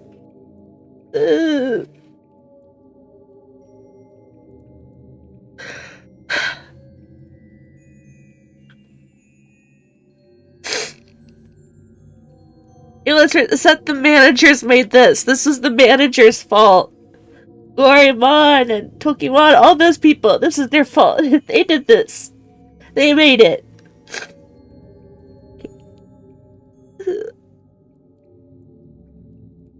I aim between his eyes. The smile has finally met them this time. I want to help him. I don't want him to hurt anymore. And most importantly, I want to smile for him on the other side.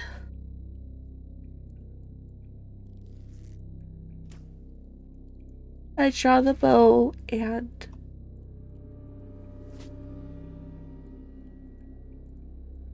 Happy birthday, Huntsman.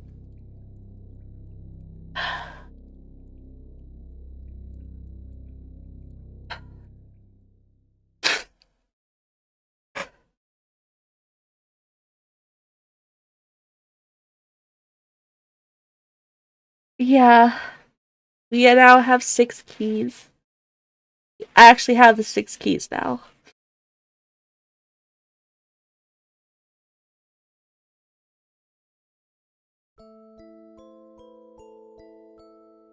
I've been hiding it over here, but there's 5 keys. There's the extras.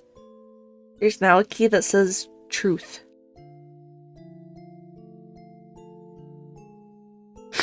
So we're gonna click on the truth key now. What was my name? It was Gracie. That's my name. Gracie? Yes.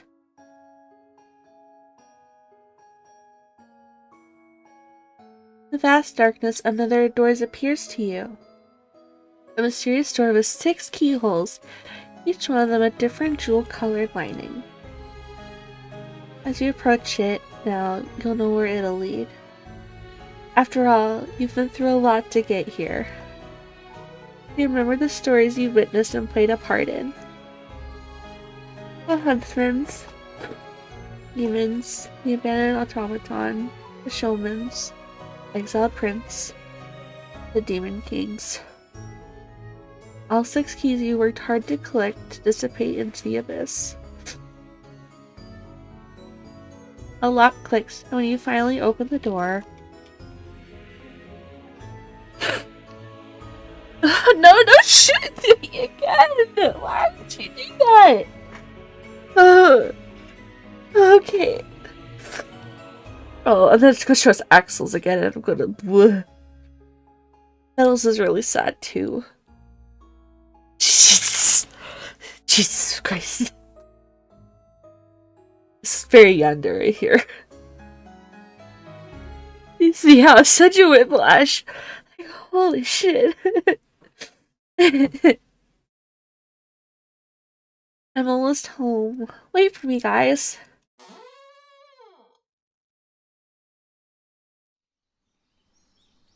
I wake up beneath the shade of a large tree.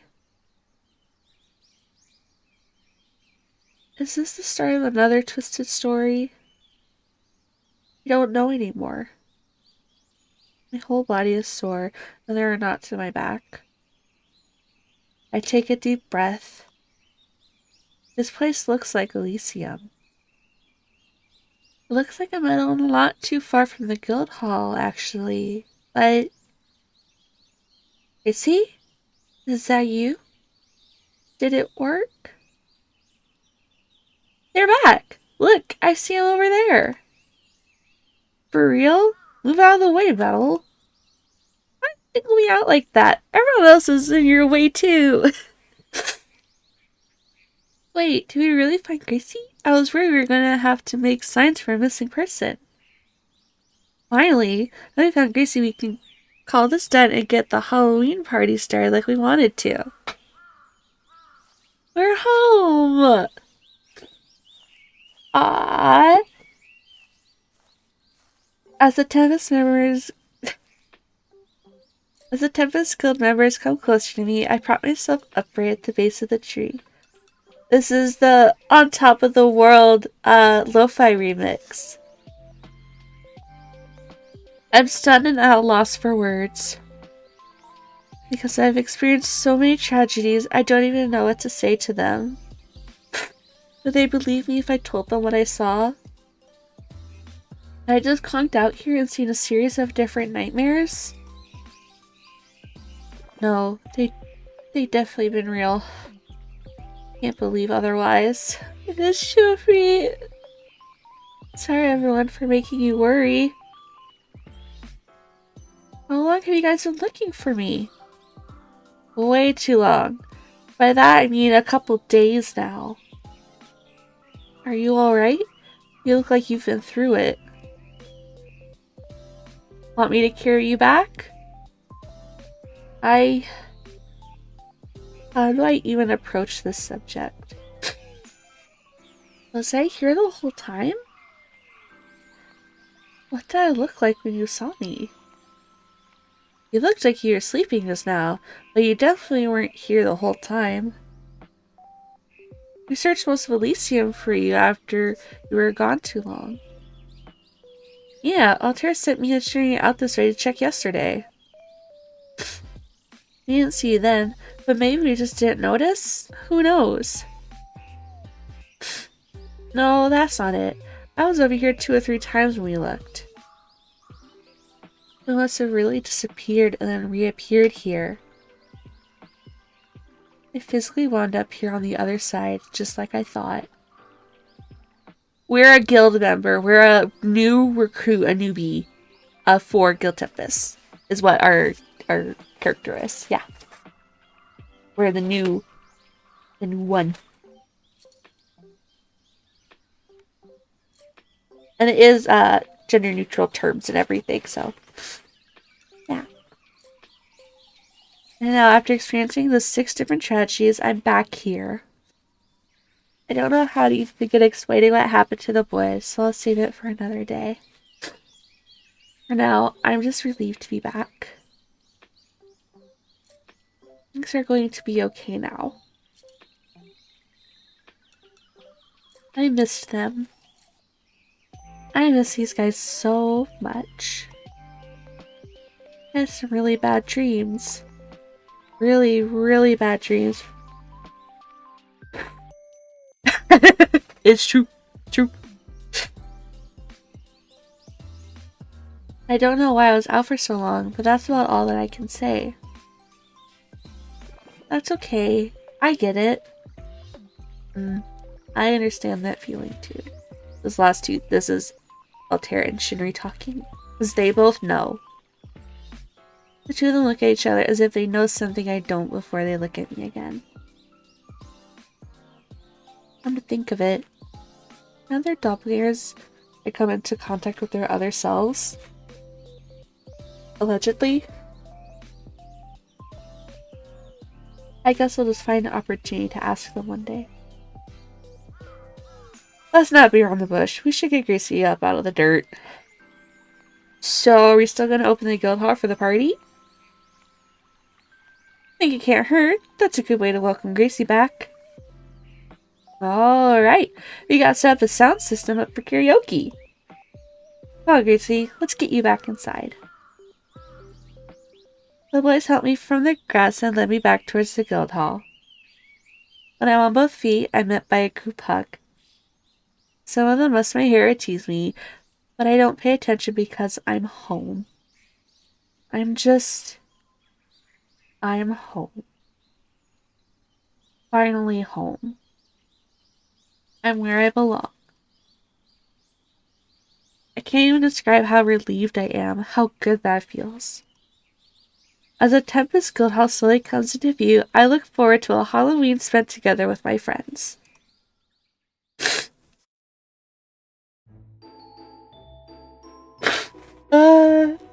This is the credits now. Right? Yay! This was made completely by the Holostars EN team. It's by all the managers. If you look here, the names, that's all the different managers. It's such a good visual novel.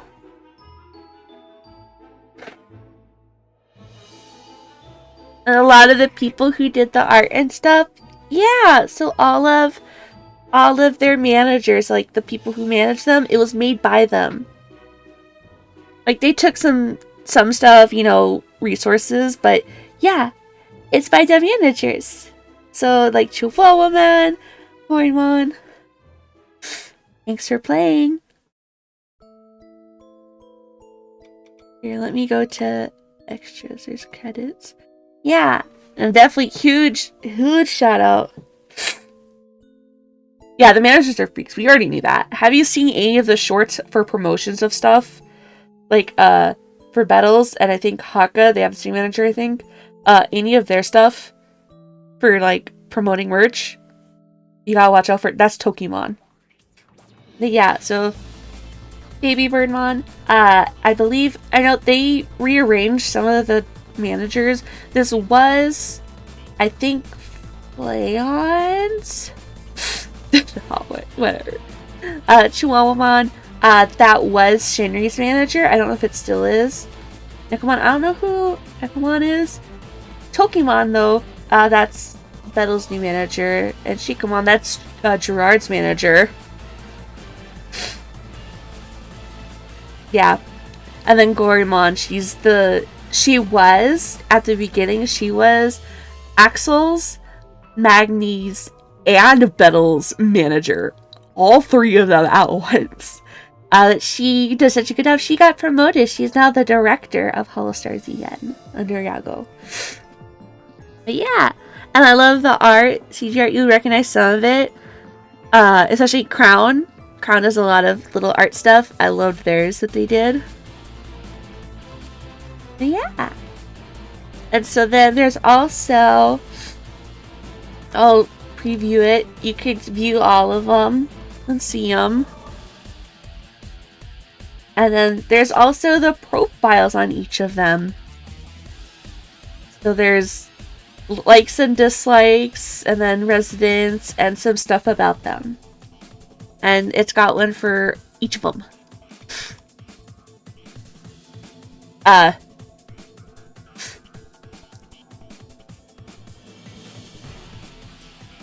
Axel's is probably the one where if you read it, it's like,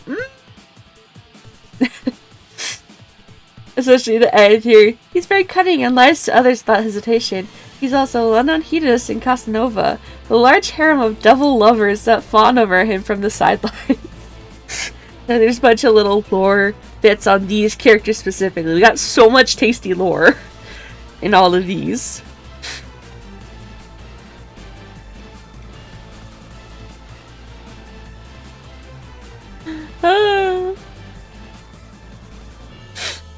But yeah, so I highly, highly recommend it. I have it linked on the YouTube.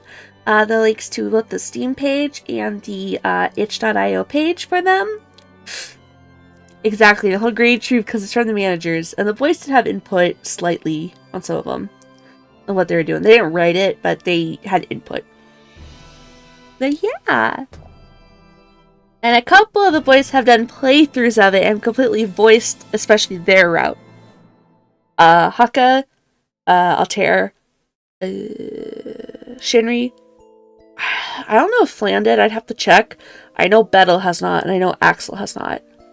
I think that's in just their membership tiers for some of them. I'm not sure though. I can't recall exactly. But yeah. That was Doppelgänger. Happy Halloween. It's not Halloween, more of a happy Halloween. Thank you guys for hanging out and joining. Watch me cry. Oh. I know. I don't know if he'll play it. I hope they do. It's really good. I know Gold Bullet played it. He played it on stream. But we are going to end for the night now. Now that I've thoroughly cried my eyes out. I cried so hard. I played it because I got it I bought the pre-order one so I could get the wallpapers and stuff. And it was so good. It used to be where I cry. But yeah. So thank you guys for watching. We're gonna end for the night. Sunday or Monday I'll be back with more Skyward Sword, I think, is all. Yeah, that's all I got. So bye. We're just gonna end. I'm too tired to try to find someone to raid. So have a good night, everyone. Bye bye. Lots of love. Mwah.